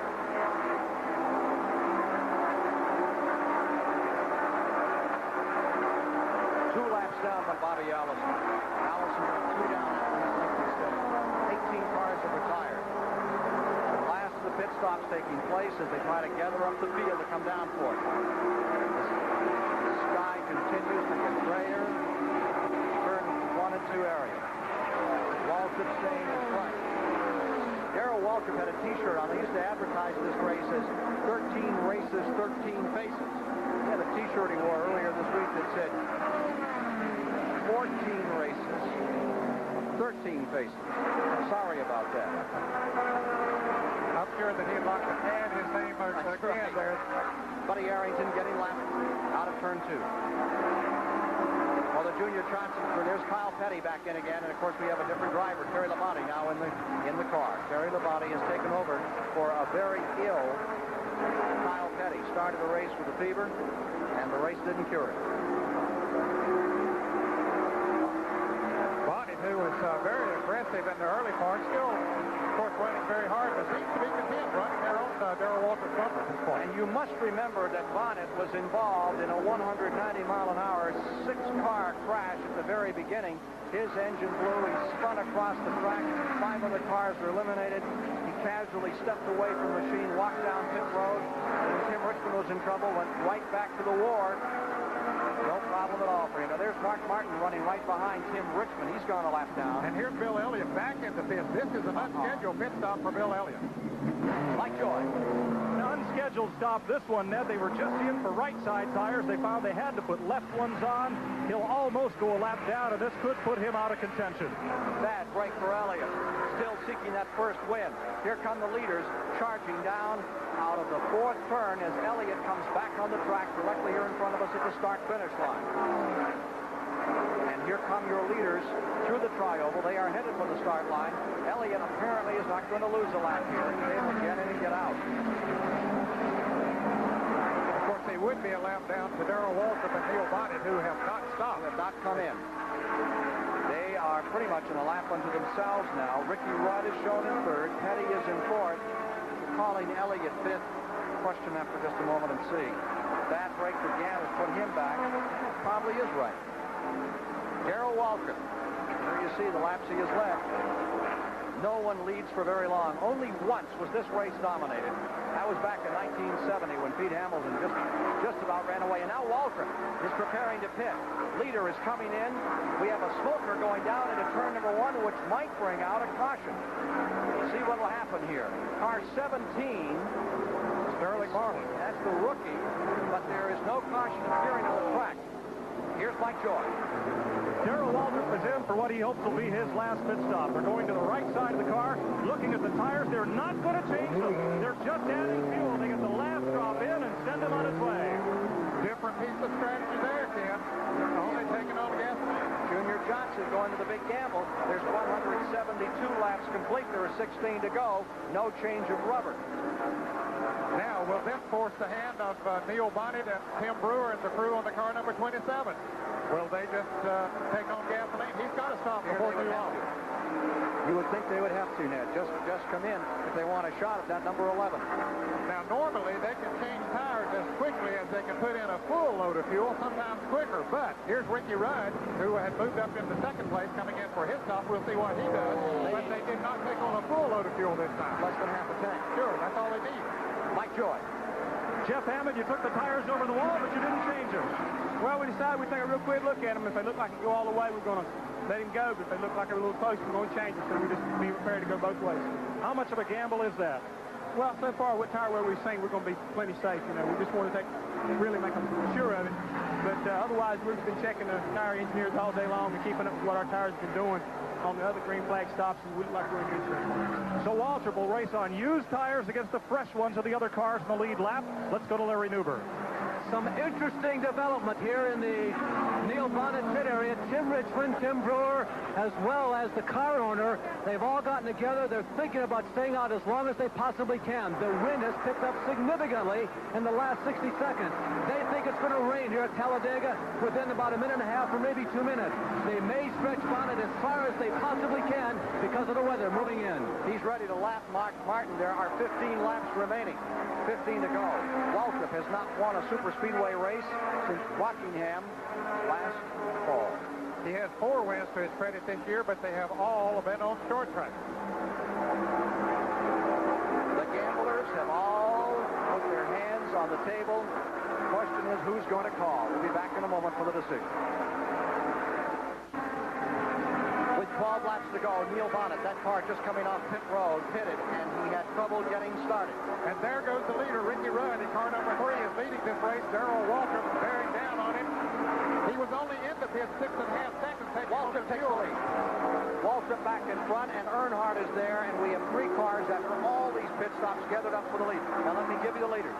We have 177 laps complete, 11 to go, Ned. The leader for the moment is Earnhardt. In second, it's about a dead heat. Earnhardt has the advantage slightly over Ricky Rudd in the number 11. That is number 11, Waltrip in the lead. Earnhardt in second by just a whisker over car number 3, Ricky Rudd in the 3rd position. Well, Neil Bonnet has some catching up to do. He might have stretched it a little too long because they apparently ran out of gas. Once they got the fuel in, they had to push him off down pit road, cost him an extra 4 or 5 seconds. But he has a lot of catching up to do.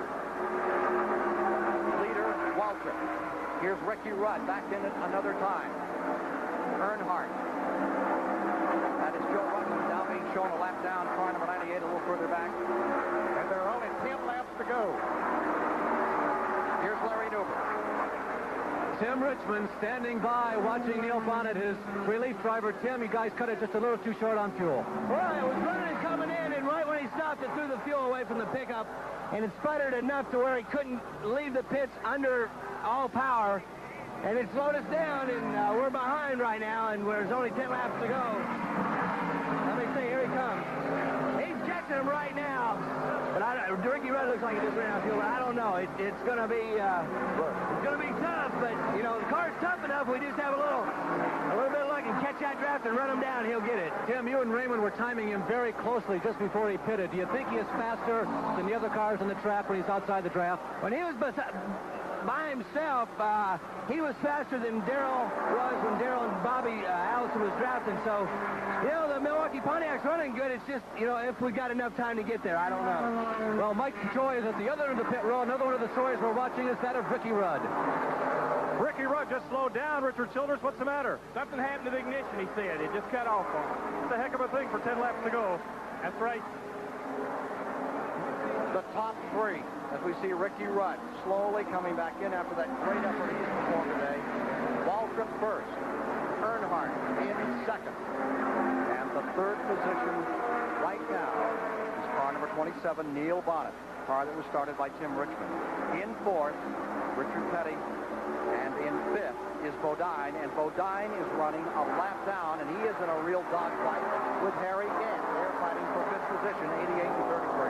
Now, Ken, the car number 11, Darrell Waltrip, did not take on tires. Dale Earnhardt did, and yet he's right there with him. That's an indication that those new tires have helped him to run faster since he came back out there. Does he have a little bit left that he might be able to draft past Darrell Waltrip on that last lap as a result of being able to stick down on the inside of the track a little bit better? Time will tell. 7th place car is Richard Brooks. 8th is Bill Elliott.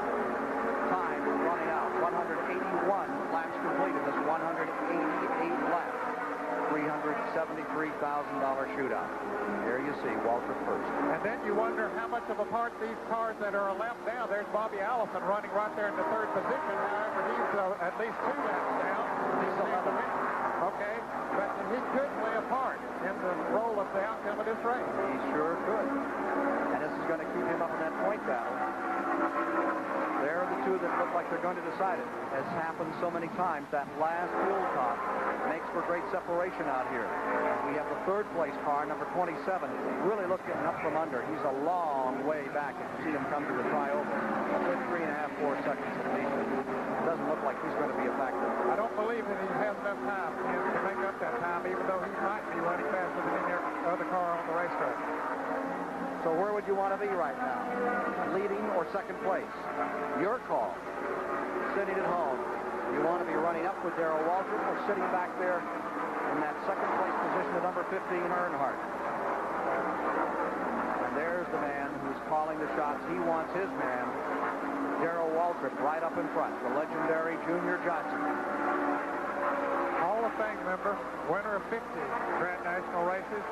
Certainly has been a key figure in the sport of auto racing for many, many years. I'm sure he wants him up on the point. I don't think he wants him up back. And also looking on is Bud Moore. Many times decorated in World War II. Great battle hero. And the guy that has put together Ford cars that have raced and won countless times on every track on which the Grand National race. Including here at Talladega. Buddy Baker won 3 races in a row in his cars back in the 76, 7, and 8, on in that period of time. Turn 3. 2-car shootout to decide it today here in the Talladega 500. Down they come out of turn 4.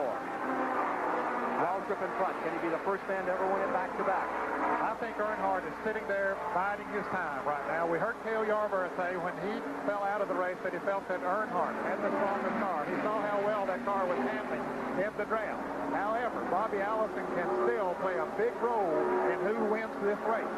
Even though he's not in contention for the win himself, if he so chooses, he could be a factor in Dale Earnhardt moving around to Darrell Waltrip on the last lap. 4 seconds back from the leaders, number 27, Neil Bonner, and at least 5 seconds back in 4th position is Richard Petty. That's the picture as we get down to it. The battle for 6 is 88 and 33, and that is Jeff Woodine and Harry Gant still at it, a little further back in the field. But the whole story rests right on the point, right here. As Waltrip stays in front, Earnhardt keeps that Ford in second place. The Chevrolet Ford shootout at Talladega 483. 185 complete this time. Earnhardt has made no attempt to move around Darrell Waltrip. He's not about to give up his any advantage that he thinks that he has at this time. He's not going to pick his hand. There's Stevie Waltrip. That's Darrell's wife. Looking on, she usually mans the scoreboard for them in the pits. And there is Dale Earnhardt's wife, Teresa. She comes from a racing family. The Houstons from Hickory, North Carolina. Her dad, Hal Houston, who raced a number of years himself. Of course, Tommy Houston.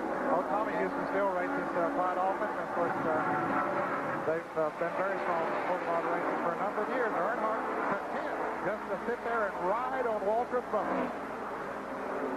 186 when they come by and 2 to go. Last 2 laps. Waltrip in first. Dale Earnhardt in second. Waltrip has won the national title the last 2 years. Earnhardt took the championship in 1980. Then things went bad for him. This year he seems to be having a little better luck at the midway point of the year. A great win at Nashville the other night with his car 15. Not the same car, their short car. Those big teams usually have as many as 3 cars. And now it's super speedway cars, all slicked up, aerodynamically just as perfect as they can make them. And it is the Junior Johnson car pulling away by 3 car lengths in turn 3. But did Earnhardt let him do that? He might have dropped back so he could pick up that draft and see how he could pick back up on him very easily, and he did. Only the front 2 of a crack at it. Those other cars are all a lap or more now. The white flag is out. This is it. The last lap at Talladega is the typical Talladega last lap. Waltrip in first. Earnhardt leans back by about 3 car lengths. The place to make the move would be in turn number 3. He comes out of 2 and squares it away. I think he'll make the move as he goes into turn 3 right now. He's heading down the back stretch. He makes his move, moves around Darrell Waltrip, bringing Bobby Allison with him. That's what he was hoping he would do. Allison will have an effect on the outcome of this race. So Allison pulls around. Now here comes Waltrip. He'll get 1 counter charge out of the tri-oval area. Waltrip will take 1 more shot. And here he comes. Allison sloping down, giving him room. He moves to the inside. There are lap cars there. Waltrip is coming up. They come up with a left car, and the winner is Earnhardt. Fantastic racing. You see the crew, Bud Moore and the crew very happy there. They're the losers. And they're the winners. Dale Earnhardt has done it. He did it in style. A magnificent finish for Dale Earnhardt. He made his move properly. He brought Allison with him, and did you note that Allison moved down to give the second-place man the fair chance of coming back? A lap car in the center. One drew the inside, one the outside, and they went for it. They really went for it. Typical Talladega finish. A quick report from Mike Joy. Well, just as the checkered flag falls, so does the rain here at Talladega. But more, another typical Talladega finish. This one wouldn't be over until they dropped the flag right at the wire. Well, yes, you know, it's a good win for us and a good win for Wrangler, and we rode Darrell. He drove such a heck of a good race, so I can't hardly talk about it, and we're really proud. That's two wins in the last 3 races. Yes, 2 wins in the last 3 races, and we're proud that the good Lord held the rain off long enough for the checker flag. It's pouring right down now, right here. We're on the way to victory lane. It's going to be a damp celebration, but an exuberant one for car number 15 and Dale Earnhardt's people. He led 11 times for 41 laps in that key lap, and let's look again at how he pulled it off.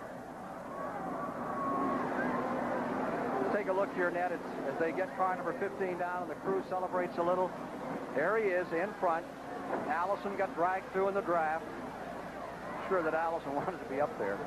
Well, yes, he did. And, you know, Ken, it did not surprise me to see Bobby Allison make that move, because he's in a tremendous battle for Darrell Waltrip for the point lead. If Waltrip wins the race, that's an extra 5 points.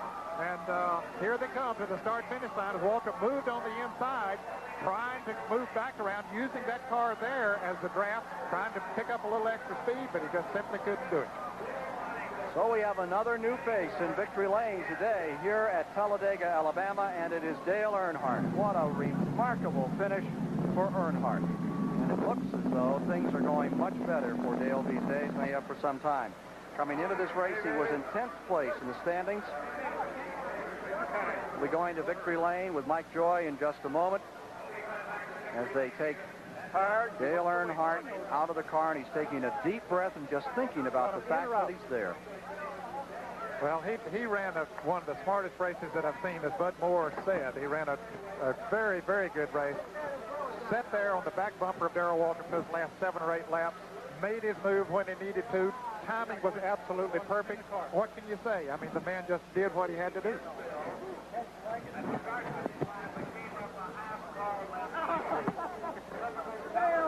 He looks a little overwhelmed with the day and the effort. Well, he does. Of course, he'll wipe that grease and grime and dirt. Let's go to Mike Joy. I've never seen anybody look so tired and yet so happy. I'm not tired. that was a mental strain right there. You know, it was a real tough race. I like to thank Wrangler and Bud Moore and the whole crew. They, you know, did a super job with the car, and it ran real super. I'd like to say hi to the kids at home watching on TV. Thank Union, Winston, all the people involved with Goodyear Tires. Everybody did a super job. Darrell Waltrip was one tough customer today. Was the toughest part sitting behind him for those last few laps or trying to pass him? Well, he never had lead in it in front and all day long, and I didn't know how much he had or where he'd be his toughest. And luckily, I caught the draft just right and got by him. He tried to take us to the infield, but we got by him anyway. And I think I pulled up Bobby back by him, and that really helped us coming on through the tri-oval. And then the slow traffic in front of us, I drafted off him through the tri-oval, helped us get to it. But Darrell, you know, he did his best. I wouldn't want to be in his position, I can tell you that. Let's find out about his position from Larry Newberg. Well, the only man who has ever won this race twice, and I guess a career is only as good as the last race, Darrell. In the last race, you got second. I know you're disappointed. Well, it was I felt like I had an awful good chance to win this race. I knew Dale was the guy there the last 2 laps I was going to have to beat, and had I not had interference, I believe I could have done it. But I want to thank the good Lord for a safe race and tell everybody in Franklin and up in Wilkesboro hello today. And I'm proud of how the car run. I thought the boys did a good job, and we almost won it. Darrell, that is a tough call. There was a lot of traffic involved with you and Dale on the last lap. Would you have handled it differently had the roles been reversed? Had you been one of those lap cars? I don't know. It's hard to say. You know, you're going fast, and it all comes down to what happens right through here. And there was cars in the way, and Bobby was in the way. And like I said, I'm just thankful I run second. I didn't have any problems today, and I run second, and that's enough to be thankful for. And what goes around comes around, as they say. And the super speedway program, it was struggling a little bit early on, but you guys have really caught on with the program, I'd say, in the big tracks now. Well, it's really never been that bad. We just can't seem to find be in the right spot at the right time like we were maybe last year, but these second places add up. Watch out, we're coming again. And Squire, they're looking at least Darrell Waltrip hopes the same type of late-season drive they've had the last 2 years in a row when they were champs. Come on, man. Well, indeed they are. And the controversy continues to boil between Bobby Allison and Darrell Waltrip, as you heard from those comments there. We'll have more on this exciting finish at Talladega, Alabama in just a moment. The Canadian Open is next today here on CBS, that exciting final round from Oakville, Ontario. And we've certainly had an exciting final round here at Daytona, and controversy is again beginning to boil out of this finish as Dale Earnhardt came to the line. The battle that has been going on for the last 3 years between Bobby Allison and Darrell Waltrip, we got a little taste of it there at the finish as Bobby Allison's car came down the inside and drafted through to finish, started to finish a position in front. I think he dropped back as he came out of turn number 4, but it broke up the opportunity for Dale Earnhardt, or for Waltrip, to make another shot at Dale Earnhardt as they came down, Ned. Yes, it did. When he moved on Earnhardt's bumpers, he started around Darrell Waltrip. That gave Earnhardt the momentum that he needed to really shoot by in a hurry as we see them coming down to the start-finish line here. Now, Waltrip is trying to move back around Dale Earnhardt. You can see Allison's car had already dropped back out of the picture, but where he had come into the picture was that he helped Earnhardt to draft past Waltrip. Whether it was intentional or not, we don't know because of that rivalry. Of course, there's the championship points at stake. The Allison crew has locked the transporter. All that entire crew is over there around car number 22, and the crew is back in the transporter itself. Let's take a look at some of the statistics on today's race. It was a 170-mile-per-hour average by which Dale Earnhardt won this race. There were 21 cars running at the finish from the 40 cars that started. We had 10 different leaders today and 45 lead changes, and Dale Earnhardt becomes well, it's still the 10th different winner of the season, in as much as he'd also won at Nashville. I thought we might have broken a new record. That's not true. And when it came down to a finish, the top 2 cars were there together, and the third finishing position today will be Neil Bonnet, substituting for Tim Richmond, with the 4th spot, Richard Petty, and finishing in 5th is Harry Gant. On a note about winning today, David Hobbs was successful in winning his 3rd race of the year. A gentleman that's usually with us, Ned. He won at Elkhart Lake, Wisconsin. He leads in the Trans Am point standings, and I guess he did a magnificent job from all reports. Let's go to Larry Newber quickly. Ned, Ken, we were going to follow up on the Bobby Allison story for you, but we've received a report that Bobby is over to the track hospital. Nothing serious. He had some debris that worked its way into his eyes, also like Tim Richmond's problem earlier in the day. He, along with crew chief Gary Nelson, are there attending to Bobby. So Bobby's okay, but the car sits here with not a crew member around it. Well, let's take a look now at the top 10 from this Talladega 500, the 15th annual, no exception from the others. Those typical great finishes as we take a look at the top 10 here today. Now you see Earnhardt winning, Waltrip 2nd, Bonnet 3rd, Petty 4th, and Harry Gant came home in 5th. Taking a look at the second 5, Jeff Bodine winds up in 6th, Richard Brooks in 7th, Bill Elliott in 8th, Bobby Allison 9th, and Mark Martin finishes the day in 10th place. Earnhardt wins his first Talladega 500, and he did it in style coming out of turn number 4. So that's the story today in the Talladega 500. This is Ken Squire for Ned Jarrett, Larry Newber, Mike Joy, saying so long from the 1983 Talladega 500. This CBS Sports Special has been sponsored by Budweiser. For all you do, this Bud's for you. Pontiac, who invites you to test drive a new Pontiac at your Pontiac dealer. At Pontiac, we build excitement. And by Sears, Roebuck & Company. For quality merchandise coast to coast, it's Sears.